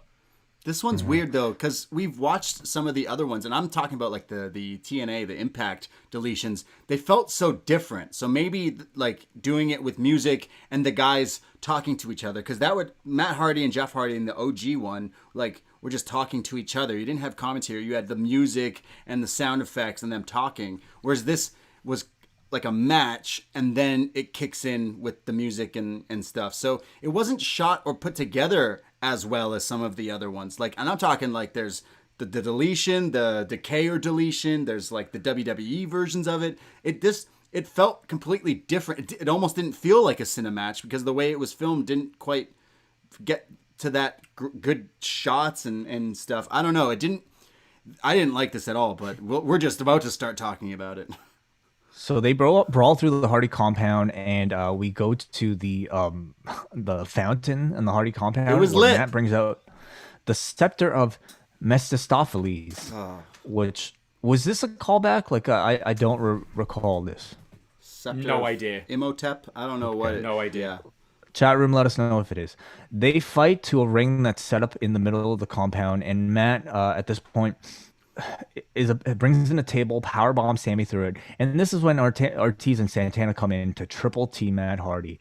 But here to even the odds are Private Party, who arrive, and then Matt and Sammy continue to fight using Roman candles as Sammy slips and falls into a mud pit. Like in the midst of all this, we have Private Party and Ortiz and Santana engaging in like I would say like what felt like a pretty lengthy match. It was not just really just like it felt like a full-on match that these two were having. They were doing drop down, leapfrogs, they were doing arm everything. drags. Like it wasn't a brawl. This is all right. There's a ring here. Let's wrestle. Also, like they come to it cuts to them briefly, and they're like on walkie-talkies, like, Matt, are you okay? Over. All right, we better get there. It's like, what the fuck? And it takes them forever to get there. So long. Like why would they just be there? Why wouldn't you just be at the compound in the house? I don't understand. Yeah. So what the first major cameo I would say of this match was, stand in the back. So we see a masked figure holding somebody hostage, and this somebody is the Hurricane. Not to be outdone with cameos, this person unmasks, and it's Gangrel. Oh, Gangrel. I marked out. I love huge. Gangrel. Love some vampires in wrestling. Gangrel, who says, Matt, I was your mentor, and I was Sammy's first mentor. But he holds loyalty to Sammy. And if you remember, I mean, WWE fans, of course, the Brood, after Edge and Christian, they were replaced by the Hardys. So that absolutely makes sense. And I suppose, is David Heath actually in real life Sammy Guevara's former Yes, teacher? I have heard that actually. I legit have heard that he was. I mean, they could lie, but I have heard the tie-ins. I believe. I mean, the dude's still wrestling. Gangrel's still working indie dates and training and stuff like that. And he looked pretty good to me, actually. the only thing was missing was the theme. I mean, that's the best part of Gangrel. Is that theme song. I'm honestly, well, I'm surprised they even got to use the Hurricane. Well, he won his feud with WWE Road Dogg on Twitter, so he was allowed to bring this back. I guess he didn't call himself the Hurricane, did he? He was just in his ring gear. Yeah, Did they not? I feel like the announcers actually called him Hurricane Helms, and I don't know. Maybe Hurricane Helms is what he's allowed. Well, that's to their go bad, by. I think. I was waiting for Gregory Helms to show up out of the water. It didn't happen. It did happen, actually. It did happen. It absolutely did happen. No, he turned into like the other Helms guy, the interviewer dude. The reporter wasn't it reporter Gregory Helms? He had a different name though. I'm gonna research this way. Yes, please. Yeah. So something I'm gonna need maybe your guidance on as well.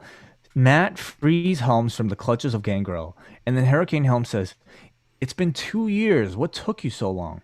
And I guess this was referencing the last time we saw Hurricane Helms in one of these. Yeah. What happened? So he was in one with like the Hardy Boy. I'm pretty sure there was a 3-count like reunion in one of them. Gregory Helms went through. He was like either Sugar Shane or whoever he was in 3-count. There was like more of the Hardy Boys friends, obviously like Jeff as well. But like even Cameron Grimes had a cameo in one of these things as Trevor Lee. But yeah, Gregory Helms was in these before. Well, it was Helms who wrote these. Right. Matt Okay. Hardy. Yeah. Gotcha. A lot of the broken universe and character was apparently Helm's idea.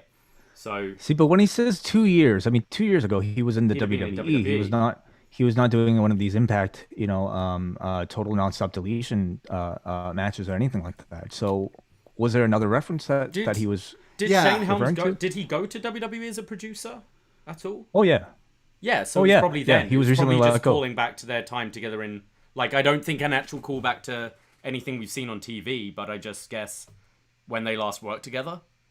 Well, that wouldn't have been 2 years. It No, would have been that's like true. several months ago. There's So stuff in I their don't know. I might personal be life we don't know about. Clearly. Anyway, I might be missing something. Again, chat room, if you guys have any insight, let us know.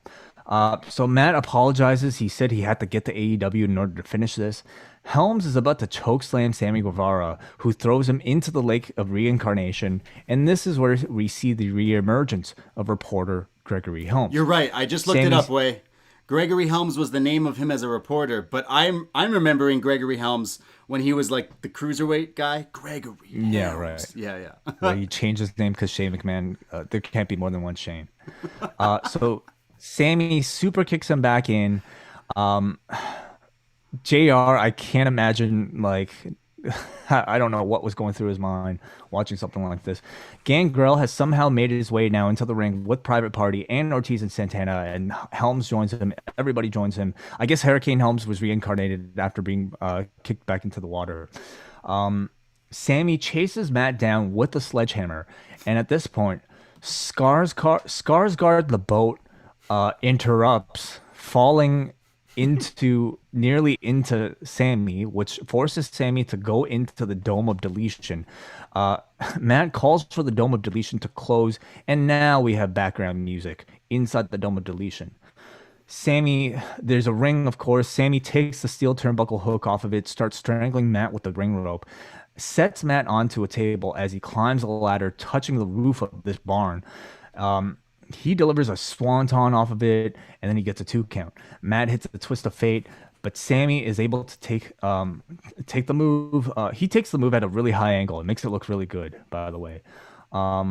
Matt spears Sammy off the apron and through a table onto the floor, and the camera is positioned so that we don't see the point of impact, because we cut back to Sammy Guevara, who is lifted off of the back of his head, and we see a puddle of blood from the back of his head, recreating Matt Hardy's legitimate injury that he suffered at the last pay-per-view. Matt then unfolds a chair and jabs it into Sammy's head, recreating the other injury legitimately that Matt Hardy suffered in the other incident that these two had earlier in the feud. Matt says, "You made me who I am," and then delivers a one-man concerto to Sammy as blood gushes out of Sammy Guevara's mouth. This is when the music swells and Matt Hardy wins, ending this match at 19 minutes. Oh, fuck 39 off, really? seconds. Oh, Yeah, according to John Pollock's stopwatch. Yeah, that's how long this was. excuse Yeah. my mouth, but yeah. That makes sense. It felt like it went for an hour. Yeah. This was very interesting, to say the least. How do you unpack all of this? It was really cool to see Gangrel. And Gangrel was great. That was it. The YouTube room actually said that there was a special on the WWE Network, like a Hardy Halloween special, where Hurricane got kidnapped in it. So, So, that was 2008. he That also is a was- deep cut. I mean, Yeah. these He- are all pretty deep cuts, I have to say. He was in the total nonstop deletion, and he was thrown into the lake, and he came out as the 3 count Sugar Shane, and he was with like his Helms Dynasty and filling in the spots there. So when he mentioned like the long-term booking, they were doing it because it was so long ago that whatever. But yeah, this was weird. This wasn't very good. This was so strange. It's like they let Matt Hardy take the reins yet again because he's been creative in the past, but something clearly didn't click here, and I thought this was kind of embarrassing, really. I just think it's these deletion things were fun a few years ago. They've ran their course. I mean, there were some cool spots like the ladder, the swanton off the ladder looked great. The moonsault off the tractor wheel I thought was pretty cool, but this just went on forever and just was. This show was long, and this wasn't the time for this kind of match. I didn't particularly like the others getting involved and just wrestling in the background. it just wasn't entertaining for me at all, and some of the gags just died. And are we not going to mention the fact that the whole angle for the past few weeks of MJF trying to join the Inner Circle? Well, Gangrel just joined the Inner Circle himself. He helped Sammy. He's fighting alongside with Proud and Powerful. He looked like he was in the Inner Circle to me. I hope so. I hope he's a permanent addition he should to the be. Inner Circle. I think Tony Khan actually said in the post show interview that don't expect Helms in Gangrel very much. So I think he'll be disappointed. Oh, damn. I actually felt like this would have been a great way to break up like a 9-card match, like go to your cinematic match for a little bit. I don't think I expected it to be quite 19 minutes long. In execution, it definitely left something to be desired, and I think much of that comes down to the way it was put together and edited. I think if you're doing one of these, I understand they've kind of established their own tone for cinematic matches with the Stadium Stampede, which was very successful. But I think when you're promoting a final deletion type of match, it needs to be in that style. And that means you have soundtracks in the background throughout the entire thing. The editing itself needs to be tighter, and the gags needed to be tighter. You didn't get enough gags, and the gags themselves were not very strong. No. It was right. The editing was sloppy. The editing as well. was really bad. Yeah, actually, it was a rehash of all the old ones. Really, like the fireworks, the ring, everything. It was just there. Gangrel, I thought was clever. That definitely got a pop from a lot of people. But as far as the other ones, it's like Private Party. That's not special. Even seeing Helms that we've seen so many times. Seriously, you couldn't get anybody else from your past. Where the hell was Shannon Moore? Shannon Moore, let's go. Not to say Shannon Moore would have made this thing that. Oh, much it would better, have. But it would have. Helms coming in as reporter Gregory Helms, it doesn't do a whole lot for me. And granted, maybe they're actually tied up with what characters they can use, but that didn't stop him in Impact. They couldn't get Jeff. The Impact ones, Will-O-the-Wisp or Itchweed. Such classics. There are a lot of, I think, different things that they could have done that could have been maybe a bit more clever, and I just didn't sense that here. The lack of music was really strange, and the commentary really did not add anything. In fact, I thought it took away. This is the type of match that I think a lot of these gags really kind of speak for themselves. If you get it, you get it. If you don't, you have to go host a podcast afterwards and ask a chat room to fill you in. But that type of thing, it's instead of feeling a next in the series, unfortunately, this one felt like it was almost like a cheap imitation of it. Yeah. And I think much of that comes down to, you don't have Jeremy Borash. You don't have the other members of the staff. I believe Jimmy was another one of Impact's production people that were working on this. And it just didn't work. Didn't really feel that great. And I think they were also banking on the live crowd being a lot more reactive than they were. They were booing it. They weren't. They were booing and saying boring. You could hear it. Yeah.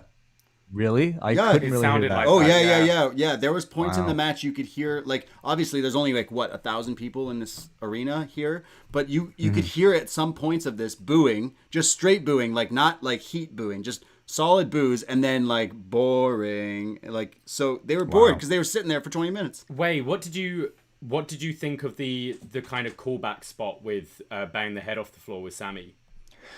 Oh, yeah, that's going to be a tricky one because on the one hand, it's certainly what this feud is most known for. And I think if you're going to end the feud, it makes sense why you would call back to something like that. But certainly you can argue about taste, when it comes to two very legitimate injuries, and one of them being a very serious concussion that a lot of people arguably don't want to be reminded of. So to do it in sort of a fictitious way, almost, it's not mocking it, but in a way it could come across that way. I don't know if that was the best decision creatively. I think also in a match that is more comedic as well, it's quite an ugly visual of seeing someone's head cracked on a pavement with blood pouring out. Tonally, it doesn't really fit in a match where just a moment ago you've got Gangrel holding the Hurricane hostage. Well, fake blood is Gangrel's thing, isn't it? So, it is true. Maybe that's where it came from. So that was Elite Deletion. We shall see if we get any more. Lance Archer is in the back, or he's in an alley with Jake Roberts, and I didn't really catch up on this news, but I read something today about Jake Roberts. Yeah. Did you guys get the story? Oh no, yeah. So apparently, Jake was in some, he was in a hospital or something the past few days or this past week or something like that. All I know is he put out a tweet or something being like, hey, I've done some crazy things in my life, along the lines of just don't smoke, because apparently he's still a smoker and it's affecting some health thing in him here. So I was kind of taken aback that he was on camera here, because there was these reports about him. So I hope he's all right. Well, I guess we don't know when they might have shot this, but I mean, it's every other Lance Archer promo ever. You probably could have just played one from Dynamite 2 weeks ago and no one would ever notice, because it's something, everyone's gonna die, and I don't want food, I want people. That's what I got out of this. Yes, so we should anyway, we wish him the best, of course, but yes, we continue definitely here with this segment. Lance Archer is beating up some guy in the alley, and Jake says Lance Archer is tired of training. He's tired of beating up all his training opponents. He's hungry. He doesn't want food, and he wants people. So he needs somebody to step up so that they can feed him. MJF versus Chris Jericho. If MJF wins, he joins the Inner Circle. There is a huge sing-along to Judas at the start, followed by lots of thank you Jericho chants, while people boo the hell out of MJF. So not only, did you naturally get these dynamics at the start, but clearly both of them were playing up these heel babyface dynamics at the start of this match. Jericho beats MJF on the floor. He grabs the camera, shoots it at MJF, and gives him the finger, to a great ovation from this crowd. So Jericho very much leaning into favoring himself with this audience. Jericho goes for the Judas effect on the floor, but MJF avoids it and hits the post instead. The post is really doing a lot of damage on this particular show. MJF begins working over Jericho's shoulder. Jericho comes back, hits a lion salt, hits the 10 punches, and then even a Frankensteiner, which at his age is just awesome. The crowd starts chanting, Jericho, Jericho. MJF again targets the arm. Really nice judo arm drag for 2. We have a yay boo spot with Jericho only fighting with one hand. He chops MJF out of desperation, but sacrifices that injured arm in the process. MJF applies his first attempt at the Salt of the Earth and or Fujiwara armbar. Jericho transitioned into the walls of Jericho. MJF hits a codebreaker in the ropes, followed by the heat seeker for 2. MJF then attempts his own lion salt, but Jericho avoids it and lands a codebreaker for 2. The Judas effect at this point is caught into the Salt of the Earth again, but Jericho gets to the rope. Wardlow at this point is waved down to the ring, and he hands MJF the diamond ring. MJF misses with the punch. At this point, with the referee turned around watching Wardlow, Jericho waves Jake Hager in, who hands him Floyd the bat. MJF then sees the bat and drops to his back, doing the Eddie Guerrero spot. At this point, they're both just trying to out-heal each other with, all the tricks in the book. Aubrey yells at Chris Jericho, and this allows MJF to get a distraction roll-up, grabbing the trunks for the victory. 16 minutes, 14 seconds. This felt like a Dynamite main event to me, which Dynamite main events are great, usually. They're normally great and move story along and stuff, but it didn't feel like a big pay-per-view match. I think part of that is, to me, I think this is kind of the first part of a bigger story, and I could see these two getting into more of a blood feud with whatever's going to happen with the Inner Circle. I liked the finish with the kind of Eddie Guerrero spot, because MJF tricked Jericho into getting into the Inner Circle, so I don't think it really hurts Jericho at all, the loss. But the match was fine. I feel this would have been better if you kicked off the pay-per-view with this, because after the last match, I was now kind of flagging, and this wasn't the kind of style match I needed at this point in the show. I think you open the show up with Judas, everyone's singing along. Except Ivelisse. She can't even sell Judas either. Yeah, I noticed that. You start with Judas, it's great open to the show, and you end with a big moment of MJF joining the Inner Circle. I think the Hangman Omega match or the tag match would have worked better here, because it was just too slow a style to follow the atrocity of the last match. Yeah, I didn't quite get into this as much as I kind of wanted to, and I think maybe I was burned out. I was groaning at that last match that it kind of took me back a bit, but Jericho doing the Frankenstein off the top and lion salts, he turns 50 years old in 2 days. That's crazy. So, does that mean he's out of the demo? Oh, no. Yeah. The demo god might be out of the demo. Jeez. Well, it's still impressive that he can still work.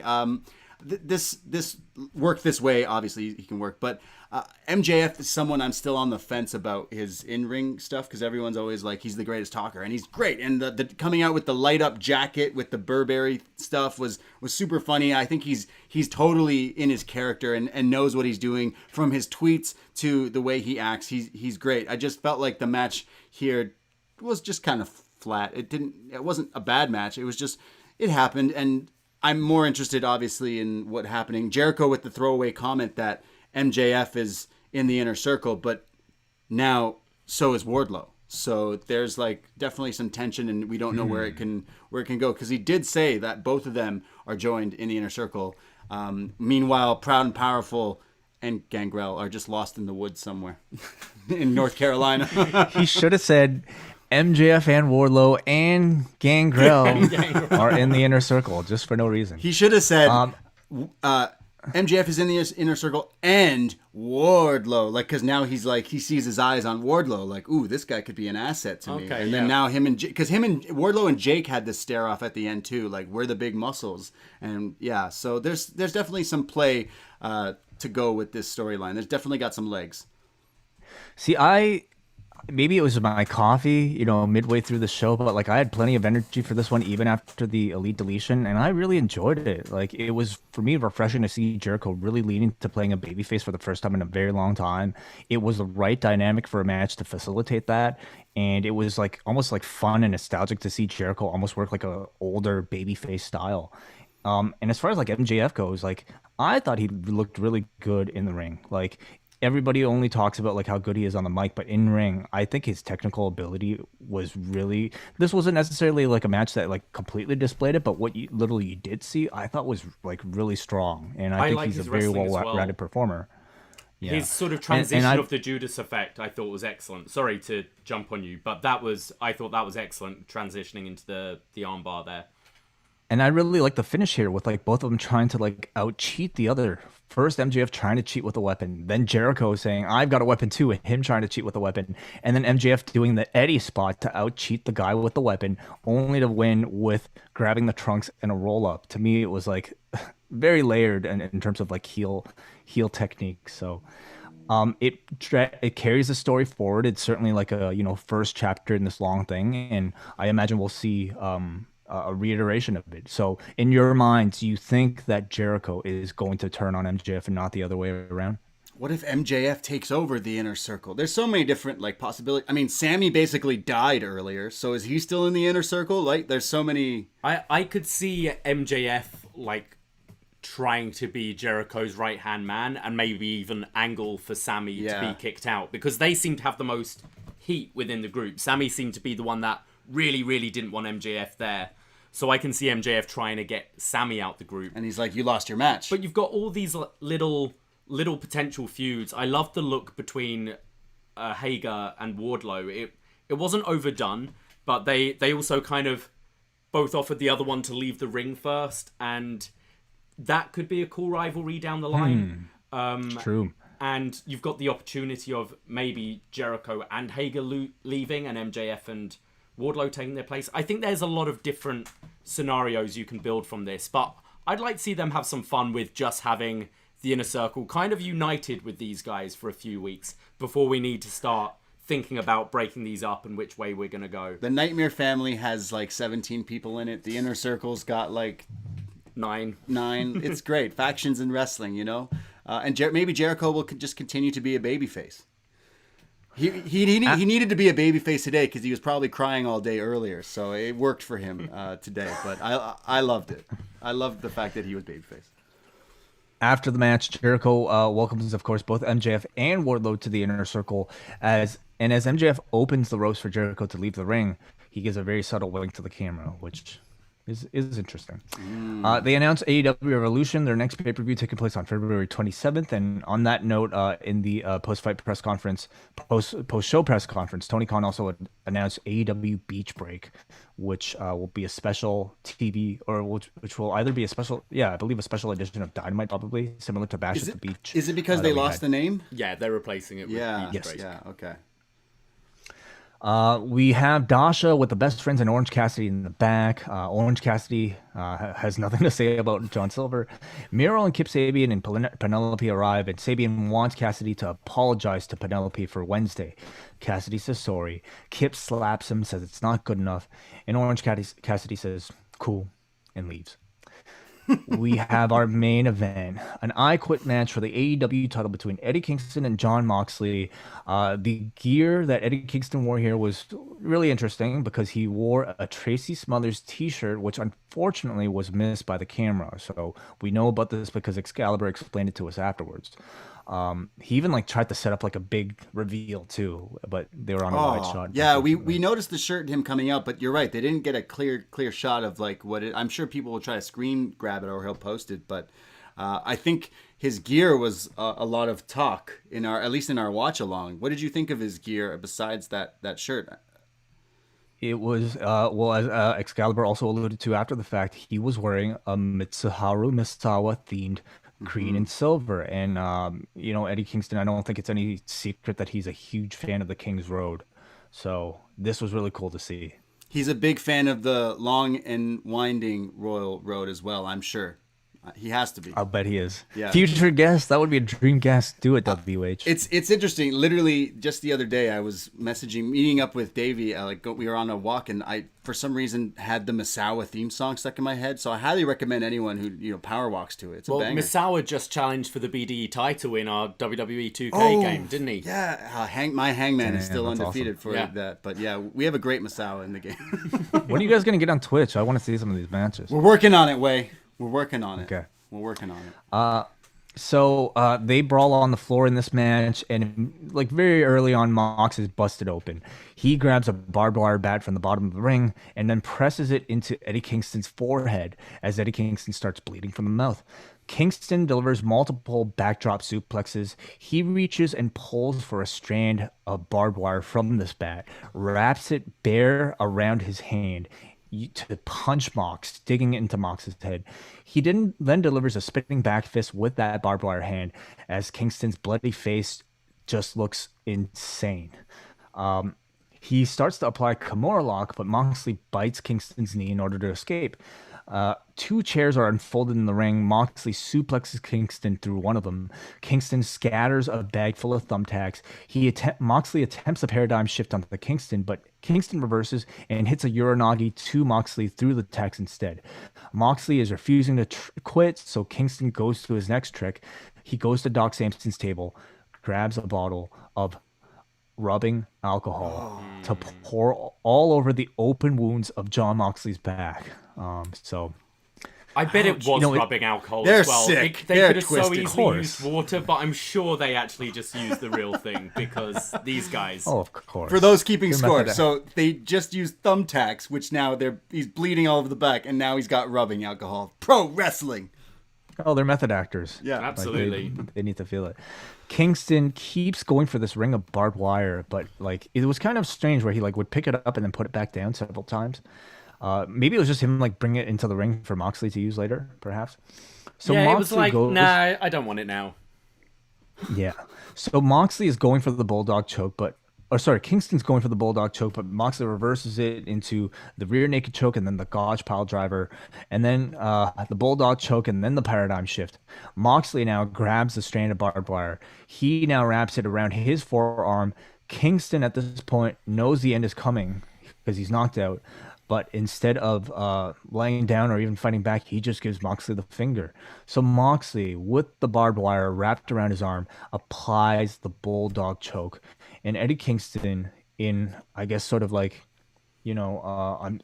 sorry, I love you moment of the match, he knows his dream of bringing that championship to his mother Ruthie was slipping away. He's nearly crying while he's in this bulldog choke as he says, I quit. Jon Moxley retains the title. 18 minutes, 58 seconds. Yeah, this definitely was one of the hyped matches because the promos between both of these guys were fantastic, and finally getting to like the story here, it had the gross hardcore stuff, meaning like the I don't think I've ever seen the rubbing alcohol being brought into a thing. We all have felt that pain. So when he dumps it onto Moxley like back, not even the back, but he then like grabs thumbtacks and punches them, and they're stuck in Moxley's like forehead at one point, and like that's when I was like, oh, just imagine the feeling. You could feel it, like, oh, that probably hurts. And like we said, these guys are probably actually using this just because they're like, it's we want to get into the role here. But I felt like I was waiting for it to kind of get the story of it was really good because it's super emotional with the backstory and everything, but I felt like as it was starting to get to like that next level or next gear, if you will, it just ended. So I was like, oh, okay, because you figured he got the barbed wire with the hand, and he was calling for the bulldog choke, and you knew as soon as he's gonna choke him, there's no way he's getting out of that. So I still liked it, but I didn't quite get that epic. Like violent match that I almost was promised and hyped for. I still thought it was good. You mentioned a match reminded you of like a Dynamite main event. This kind of felt like just a step above their last time they met. And I'm not knocking it. Maybe I was expecting the next level. Like Kenny and Moxley did some really wild stuff, whereas these guys, like, I thought they was going to get to that level, and it just didn't. Again, I didn't dislike it. I don't know, something was missing for me. I don't know. I felt this was better than a Dynamite match for sure. I really enjoyed it, but I'm with you. It didn't get to that final gear, and I think the nature of a kind of an I Quit match or a Last Man Standing match or those sort of things is it's all a crescendo. It always starts quite slow and builds up and builds up and builds up. And I was starting to really get into this match, and it just. When we've seen the promos these guys had, for me, it didn't reach the emotional peak of the promo on Wednesday. And I think these guys are capable of bringing that into the match. It was a great I Quit match. I enjoyed it. But you said, sorry, this was 18 minutes something? And the 1858. And the Elite Deletion was longer. Like 19. Yeah, I felt this to me felt like it had another kind of 5-6 minutes in it, because it felt like it was getting ready for that final, like, really emotional climax of Eddie Kingston having to say those words, I quit. And he was selling it with the choke, but I don't know, I was just expecting more to the end. This wasn't a bad match by any means, but I just felt, it just got cut really early. Part of me wonders if like there were any timing issues towards the end of the show here, whether or not they had to scrap some things. I don't disagree with you that like maybe it was a step below like the level of emotion that I think they, set the story up to feel. You wanted this one to feel maybe. The thing is, it's like we have now matches that are strictly story and very little wrestling. And I'm thinking about like Jey Uso, Roman Reigns, where it's just strictly like an acting scene in the match. And I don't think that's so much AEW style. I think they still put a huge like value on the in-ring content, especially when you're talking about a hardcore style that's expected between these two. But even in that sense, like perhaps like AEW at this point has like kind of elevated the expectation for hardcore so high with what they've done in the past that this almost was expected to not only reach that but exceed it with things stacking over top of the other. I think there were perhaps like things that they could have done better with Eddie Kingston continuing to escalate like the danger of each item that he was introducing. First with the bat, then it was like with the thumbtacks, and then it was with the alcohol. And I don't know if like each step was perhaps like communicated effectively that it was going to be the next step, because I felt like, usually these like chapters, within the match are broken up with like attempts to make them quit. You didn't really have like, like a big kind of like make them say quit type of like moment in between these things. It was just more so like one spot after the next, after the next, after the next. So maybe for me, like the building aspect of it wasn't so much there. And then maybe by the end, like the big spot was what, like the barbed wire around the Yeah. wrist and then that. Like that shit was cool. I thought that was actually Yeah. really well done. But maybe like at this point, like some of the appetite is for something even bigger than like one strand of barbed wire, which Yeah, you that's know, not even my cup of it's a tea. law Now- of diminishing. But like, yeah. I don't know if I'm just so used to watching that more kind of dramatic style on WWE where I'm kind of expecting Mox to be going like, "Don't make me do this, Eddie. Don't make me do this." And it's very kind of NXT like, over the yeah. top dramatic. Shawn but Michaels, yeah. the way this match was built, it kind of felt like it needed that. And maybe I'm conditioned to that's what I'm used to in wrestling these days, but it didn't I think it feel would have like helped it was this that match. dramatic thing. I think so. It did. Because these two have proved they can really act really well. yeah, they're so I good. think it needed it. And with Moxley, like Eddie's last line last week was, "You're gonna have to kill me. I'm not quitting. Mm-hmm. You're gonna have to kill me." It needed to almost feel like that. Like barely Moxley left the is ring. really pulling the trigger So- on him. I'll say like I think Eddie Kingston nailed the facial expression for the end of like a scene like that. You know, yeah. by the time he was in that bulldog choke with the thing, like the look on his face, like he was about to cry, like you could tell the emotion going through his head of disappointing his mother after like devoting 18 years of his life to this shit. Sorry, Ma. Like he nailed that, but like it maybe the build up to it could have been a little bit better, you know, so that you know exactly what was at stake. Maybe the job came down to like the announcers having to constantly remind you what Eddie Kingston was fighting for. I hate to be so critical of it personally because I actually really enjoyed the match. I think, you know, despite it maybe not being the most violent match we've ever seen in AEW, I thought it was as violent as it needed to be. Quite frankly, as violent as I probably wanted it to be, that I was comfortable with. And I thought in the end it was like a really well told story, and I think that has to account for something, you know. My interest going into this was really high, and that was due to the incredible work of both these men, in particular Eddie Kingston, who just came out of nowhere this year, captured the attention of every AEW fan, and you know, I think by the end of this program showed that he was a master storyteller. Do you guys feel like coming out of this, he stays heel or he turns? Oh, I think he turns. Oh, really?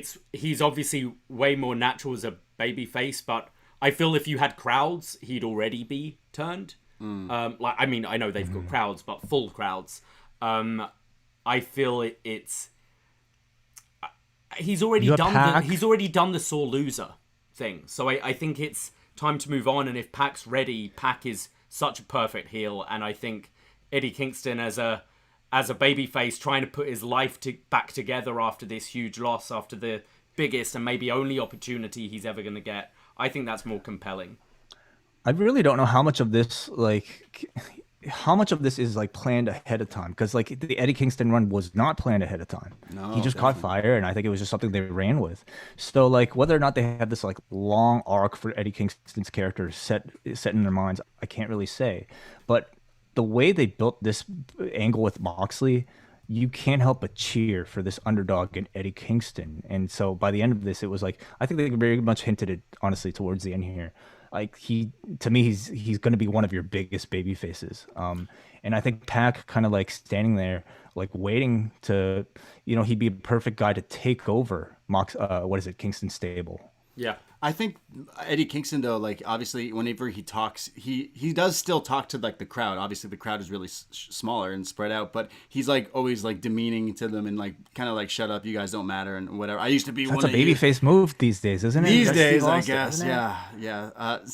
I feel like the way he's kind of the manager for his best friend, Penta, and then Rey Fenix, and like they're having a match this week, and I feel like those guys could be baby faces, but where it comes like to the Butcher and Blade, I still feel like they're this weird. The Fam are still bad guys, so I feel like he's just gonna brush it off, the dirt off his shoulder, and he'll continue like running his mouth. And I liked the way that you kind of.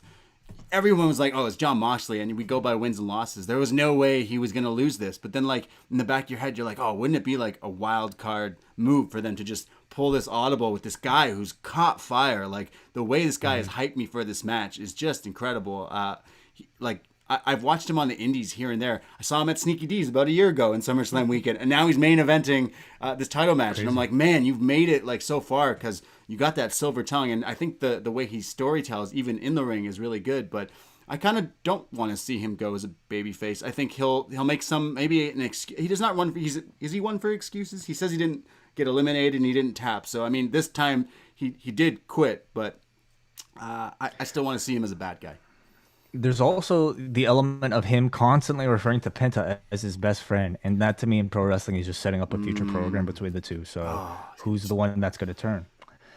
So at the end of this match, Moxley attempts to shake Kingston's hand. Kingston is like very disappointed. You know, he doesn't move for a long, long time lying on that floor. And then he just refuses to shake Mox's hand, disappointed, exits the stage like, you know, a heartbroken child. And then this clears the way for Kenny Omega to enter. And this is, of course, a preview of the next major main event that we're going to see with AEW. These two, of course, had their match a year ago at Full Gear, and both characters, I would say, you know, quite different, or at least quite developed by this point. So we look forward to that. Did you see Kenny pick up one of those thumbtacks? And he was kind of like, I remember these, and like flicks it away because he's like, yeah, I remember getting a little extreme a year ago with this, with barbed wire and shit. But it's almost like I'm gonna now out wrestle you because the characters have changed more, I'd say, with Kenny. But that's definitely not gonna be like a pay-per-view because Revolution, the February pay-per-view, that's a long time. So obviously they're gonna do like these special dynamites that they've been doing. So you mentioned that Tony Khan may have mentioned the beach break or something. They should have January. Yeah. Oh, okay. So beach break in January. That's not that far away. Maybe that's the show that Kenny fights Moxley on. I think this will be at Revolution. I can see can see Kenny maybe defending his number one contendership. I can see Moxley having a few title shots, but this feels like the biggest match you can do with the company at the moment.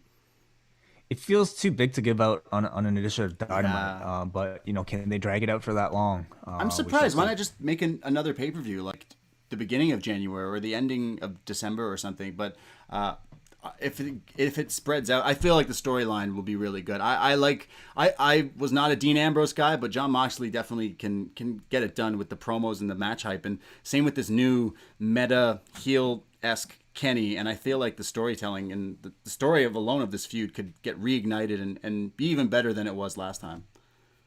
What did you guys think of this show? Overall, I really liked it. I think the women's match and the the Elite Deletion really kind of killed it for me, and I think the fact that the pace of the last two matches, I enjoyed them, but they were a slower pace. It kind of definitely dragged for me. But overall, I think if you remove those two matches from the show, I think top to bottom, this would have been a fantastic show. So sorry to cut you off, but on that note, like going into this show, it was a non-card show. It was not something I was looking forward to.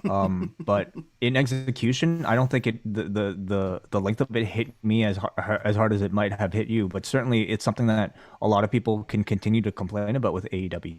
It wasn't like All Out. Like it was definitely way better paced than All Out. But I think that was because of the quality of the matches. Yeah. So how long was this show? Like total? 3 hours. It ended at like quarter. I think. Yeah, quarter to midnight. Yeah. Wow. So I mean, with the kickoff, 4 hours, about 4 hours. Yeah. Yeah, that's pretty wild. But I agree with what David said. Like, I thought the stuff that I didn't like really kind of hurt the show. I know the deletion would have made me like if this wasn't a pay-per-view, I probably would have turned off and done some other things because it was so ridiculous. I was like, it's kind of the stuff that makes you embarrassed to be a wrestling fan. That match, in my opinion, it was like a rehash of the old ones, and it really affected the show for me. However, that happened after what was my match of the night, and the standout was the tag team match, obviously the Dream Rejoice tag team match of the Lakers and the Celtics, the Young Bucks and FTR. I thought that was really, really good, and it was the standout match. And not knocking some of the other stuff, like Kenny and Hangman was so good, and I know there's another main event match up in the future, but I thought this was like almost light years ahead of the last time we watched one of these AEW pay-per-views. I just like Darby and Cody was good. Even the main event, like I mentioned, I didn't love it, but it's still like the story of it was conclusive and it was good. So all in all, this was a fun show. I definitely give it thumbs up. I actually really enjoyed the whole show. I mean, even like some of the weaker points that we've discussed on this show to me weren't really all that bad. There were definitely it's not a perfect show. I don't know. It's hard to say like, card of the year, show of the year. This was certainly like again, not a perfect show, but it was one that I think had really high expectations going in, a really good looking card on paper, pretty good build for I think the matches that really matter. And I think like in terms of story and in terms of in-ring quality, for me, it delivered on almost all of them. So we see what you guys thought on the forum. If you don't mind joining me, Braden and Davie. Absolutely, Yeah, yeah. definitely. From forum.postwrestling.com, out of 10, what did you guys think of Full Gear? 8.16, which is like, honestly, like, I personally expected higher, but maybe that's more in line with what you two think. Because, like, AEW, like, especially like Dynamite, it ranks in like the high, 8 point something. So maybe we'll see some criticism in this feedback. We start off with Noah from Vaughn, who says, just an incredible show tonight from AEW. 2 5-star matches, in my opinion, with Darby and Cody, as well as a tag title match. Mox and Eddie delivered a brutal main event that capped off a tremendous show. There wasn't a single match on this show I didn't like. My only negative was the opening match.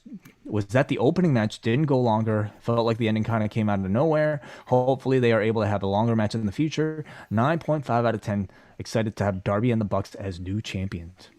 We go to Raphael from North Liberty. This was a great show. Time flew by watching wrestling. Match of the night was Omega versus Hangman, which alone was worth the cost of the show. They may have started with the best match, but every match was so different in story and tone that I never felt let down. The only thing that was missing, in my opinion, was for Jericho to be announced as not political. This show was a 10 out of 10. I was waiting for him to tell the ref to recount, or we need a count. Screw the count. The count was off, or something like that. Definitely. We go to Ken from the internet. Are we supposed to be celebrating Sammy's death like that? I mean, it was an ultimate deletion match, but throwing a dead body into a garbage can and celebrating with fireworks seems a bit much, since we are all subject in witnessing a homicide with fireworks and dancing is a bit much, but whatever. Top to bottom, fantastic in-ring storytelling in pretty much all of the matches. Easily, in my opinion, pay-per-view of the year contender. Royal Rumble and Night 1 of WrestleMania are up there. Feel free to add what I am forgetting. 9 Portmans out of 10 Herringtons. Thank you, Ken. I forgot to mention, we had cameos from Senior Benjamin as well as Revy Hardy. Senior Benjamin got a pop out of me. Yeah, Revy, the opposite. We got a Ben from Vancouver who says, very good show and the extra fans made a difference. Hangman, Omega, and Bucks FTR completely over-delivered, and I'd lean towards the tag titles for match of the night. Everything else was good to great, but there were 2 notable low points in the AEW women's title match and the Elite Deletion. They need to reevaluate Hardy and his role because he just doesn't fit in the promotion right now. Cody and Darby was also a great match and told a rewarding story they have been telling for a long time. Kingston Mox was good, but I just don't buy Eddie as a main eventer in the ring. Liked the story though. Jericho MJF, I liked as it was 2 heels out healing each other. This is part of an ongoing story that made me want to see more. Where do you guys see Pac slotting in? With Eddie Kingston. Yeah, I think so. I'm with you, Wai. I think Pac could go after, he could have one-off title shots here or there. You could go after Darby for the TNT title. I've missed him. I'm interested in seeing where he slots in. We go to He can continue a program. Oh, sorry. Yeah. No, go ahead. He can continue a program with like Orange Cassidy, rekindle that perhaps. We go to Brandon from Oshawa. This was the show of the year for me. Everything was either good to great. I was worried going in that the show looked so good on paper that there was no way it could deliver, especially with the FTR and Bucks match having years of anticipation, but everything hit the mark for me. There are a lot of fresh directions coming out of the show, with Darby and the Bucks winning the titles. I get the feeling the Elite Deletion will probably be the low point for most, but the appearance of Gangrel made that match for me, and that was all I needed to enjoy it. When do you guys think Kenny gets his title shot? Is Revolution too far away to wait, and does he take the title when it does happen? Yeah, yes he does. I think he takes the title. He's the cleaner, and he's going to clean up. That's what's going to happen. And then one day Hangman will get a title shot. We got a Morgan Oh, yeah. Oh, Sorry. sorry, that's you, right? Yeah. We go to Crooked Letter, who says, Full Gear was an apology for the disappointing All Out in a lot of ways. FTR and Young Bucks justified the hype with plenty of callbacks to tag team wrestling, even the DIY finisher. And Matt Jackson's selling was superb. Omega Hangman was terrific, and I suspect it won't be the last time between them. Darby Allin getting his crowning moment and finally dethroning Cody Rhodes to become TNT champion was terrific. The Elite Deletion match was wacky fun. Sheeta Rose was okay. And Mox and Kingston was creatively brutal with a sprinkle of CZW with the rubbing alcohol spot that's hard to come by in a pandemic. All in all, AEW rebounded with a great show. All right, we go up next to Luke from Quebec, who says, fantastic show that delivered top to bottom, although it went a little too long. The low points were the women's match and the Elite Deletion. These Hardy matches are all about being creative, and this just felt like a rehash of old spots without anything new or clever. Sheeta has great presentation, but her offense and striking always look soft, so I can never get into her matches. The FTR Bucks match was spectacular, with its only unfortunate downside being the lack of a bigger crowd for the stream match. Sadly, I feel like JR brings the show down with his commentary. The matches are supposed to build up in intensity, and JR used to be great at this, but now every time he speaks, it brings the energy down for me. Still a great show overall. I thought the placement of the matches in particular was excellent. 8 pockets eaten out of 10. And finally, we go to Erin from Brampton. Similar to All Out, I felt this pay-per-view was a bit too long. They almost hit 4 hours. While I enjoyed most of the shows, they definitely could have trimmed some fat. Cassidy versus Silver and Hardy versus Guevara. I'm not the biggest Darby Allin fan, but I'm glad he finally beat Cody. I feel this was the right time to make that switch. The finish to the Jericho MJF match was great. I loved how Jericho respected MJF's heel tactics. Personally, I feel the Hardy-Sammy match was the low point of the show. It was too busy. The whole broken stipulation feels dated now. It was cool in 2016, but now it makes me think that all Matt Hardy knows. Also, it was too damn long, and it didn't need to be on the show. Do you guys think AEW will keep their next pay-per-view shorter? What I always loved is how they're not afraid to put big matches on TV, so why do you think they felt the need to bloat their last 2 pay-per-views? Anyways, I hope you guys have a great Sunday.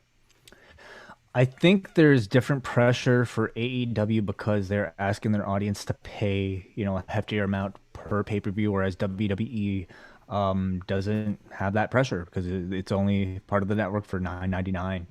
I think that's at least part of it. I think it's also because they do them so infrequently that they like to maybe over deliver.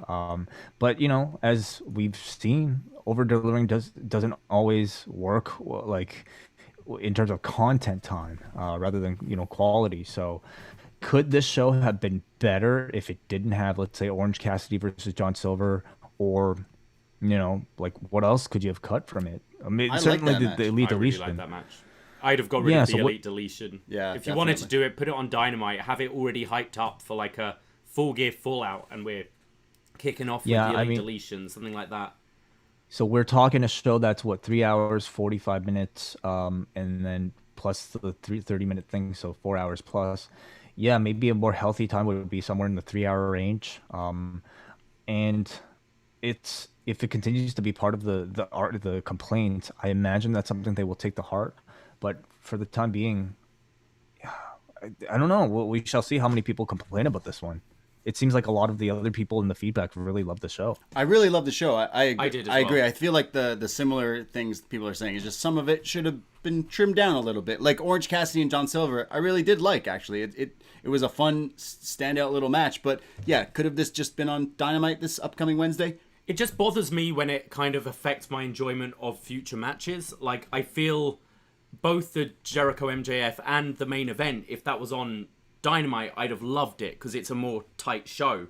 But I get in a bit of a bad mood after I've seen an Elite Deletion and a Kip Sabian backstage segment. Like, I could have seen the Bucks and FTR go 60 and like have a draw or something. We in the watch along tonight, people were like, "Oh, watch, they're gonna go 60 and it'll be epic." And I'm like, "Oh, like imagine they did that in like some modern wrestling, that'd be pretty wild." But of course they're not because they have so many things going on. But it seems like going forward they should decide what is on a pay-per-view and what isn't. And yeah, unfortunately, it felt like really long. But I still thought it was a good show. I mean, much of the psychology of like putting on a pay-per-view though comes down to like how attractive the card looks on paper. How many things are on this card that are must see for you? And I have to imagine like that's sorry, that was my stomach. I'm very hungry. Wow. See, the show was so long, Wai. You didn't get to eat, Wai. You're supposed to eat during the shows, but there was no break in it. I will very soon. But it's like, like this card to me on paper looked tremendous, and there were a lot of matches that I said, if I was like, I would be glad to pay for this. I was getting my money's worth. Yes. If they chopped this by like 2 or 3, would I still have that feeling? Like part of the appeal of I think a card like this is that there's a different draw for everybody. Somebody might have been looking forward to the Bucks and FTR. Somebody else might have been looking forward to Moxley and Kingston. Yeah. Somebody else might have been Jericho and MJF. Somebody else might have been like Final Deletion or Elite Deletion. Someone tuned in thinking they were getting a bunkhouse match, but they realized it's for free this Wednesday. So that'll be this Wednesday, where you and I we will both be reviewing AEW Dynamite, but in separate shows as usual. And for people who want to get a very comprehensive, separate set of opinions, I encourage you to listen to everything that my friends at upNXT do. So where can they find all of that, including your watch-alongs? Oh, thank you, Wai. Yeah, I mean, Davie's been killing it with the watch-alongs. Every pay-per-view, this guy's been. He did Impact. You did Hell in a Cell. You're going to be doing a watch-along for Survivor Series as well. I know you have. We had a lot of fun, and we always have fun. We are recording this on our YouTube, so we do our NXT post show every Wednesday as well, which we have a little community and stuff. It's really fun. Yeah, we love it. So join the YouTube chat. Yeah, whenever we do a pay-per-view, or every week for NXT, we do a live post show at 10:30 Eastern Time. YouTube.com/upNXT. But Wai was mentioning, because people think Up Next, we just talk about NXT. Yeah, upNXtra on our Patreon is a Thursday show where we talk about NXT, we talk about AEW Dynamite, we talk about what we thought was the match of the night, and sometimes ratings, and we go off on little tangents and all sorts of different stuff. So that's a weekly show that's part of our Patreon. But we do so many other things. This week we have a Was Next. We go back in time and watch old NXT, and this week we were lucky enough to talk about Big E Langston versus Seth Rollins for the NXT title back from 2013. So that's something that is on there as well. We're doing a lot of podcasts lately. Yeah, with it being November, we're releasing our review of ECW's November to Remember. That's coming out tomorrow on our Patreon. But I think the thing that everyone's looking forward to we got this long is the annual Survivor Series Fantasy Draft, which Wai happened to win last time, but then this young kid, up and comer, comes in the summer and wins the SummerSlam game. And Wai, he's been talking shit about you. Andrew Thompson, post-wrestling, Andrew Thompson interviews has been talking mad shit. He's our very own Eddie Kingston. Yeah, essentially. He's worked his way into a shoot. I don't know if you've heard this past week's Up Next, but he joined our YouTube chat, and he had some words for you, Wai. I don't know if you want to rebuttal. Oh, I heard it. And Andrew Thompson, I don't know who you think you are. I know you and I have a very long history. I've sat at your dinner table. I've promised your mother, Ruthie, that I would take care of you. And I guess I'm going to have to break that promise, because on November 19th, is that when the show's coming out? Yeah, I think yes. so. Yeah, sure. On November 19th, on the UpNXT Patreon Survivor correct. Series Fantasy Draft, I'm going to have to show you who the real boss is. Wow. Show them who the sole survivor is. We decided that this upcoming Survivor Series draft game is not just deciding who the best of the trivia. It's the undisputed champion of the Davie Portman trivia games. And, well, this one is the Survivor Series draft, and it's going to be wild. But I'd like to win one of my own games one time. It's not just a 2-horse race here. I'm here as well. You're here. Jon Ceno's going to be here. It's going to be wild. So we do all this stuff. Patreon.com/upnext. We have schedules posted, and $5 a month for North American Champion tier gets you access to all the shows we've done in the past, including the last time we got to talk to you, Wai. Would you like some sausage?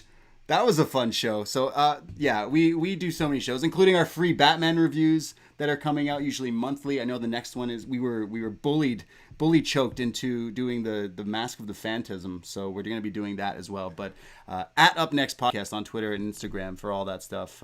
we do a lot of podcasts, and it's fun. It is incredible value for $5. Just a ton of awesome content. And with you guys, it's like I totally understand like people's addiction to like podcasts, because I'll just listen to you guys talk about anything, and it's like entertaining to me. So do support our friends at upNXT and listen to all their stuff. As for us, of course, Power Struggle took place today with WH Park and John Pollock. Have that review up there on our Patreon at patreon.com/postwrestling. And then John and I are probably going to be back on Monday talking about Raw. Would you care to join us for that, guys? All 3 hours. I still think Retribution is a rib. I don't believe that it's actually programming that has been put on TV. But yeah, no, sorry, I'm busy Monday. We're busy, right? Yeah, we're. I think I'm having my hair cut. Yeah, me too. Oh, okay, all right. Take us out of here. This is your channel. Oh yeah. Well, hey, Wai, thank you for joining us on our channel, on your channel. Like we said, we would love to be able to come over and watch some wrestling, but times are hard these days, you know? So thank you, Wai, for hanging out and talking all about Full Gear. This was a blast, and I know people in our YouTube chat and anyone listening to this feed, I think we had a lot of fun. I missed you, Wai. I don't know if you know, Likewise, I miss you guys. Man. Miss you. Oh, of course, likewise. Well, virtually, at least we have this. Well, at least we have Zoom. You know, I got that figured out. So, shout out Zoom. Hope to do this again. Yes. Absolutely. Thank you, everyone, for listening to us talk about wrestling for way too long. And I appreciate everyone who listens to Post Wrestling and to upNXT. And it's great. So take care. Goodbye. Be safe. And yeah. I quit. I quit. Ahoy!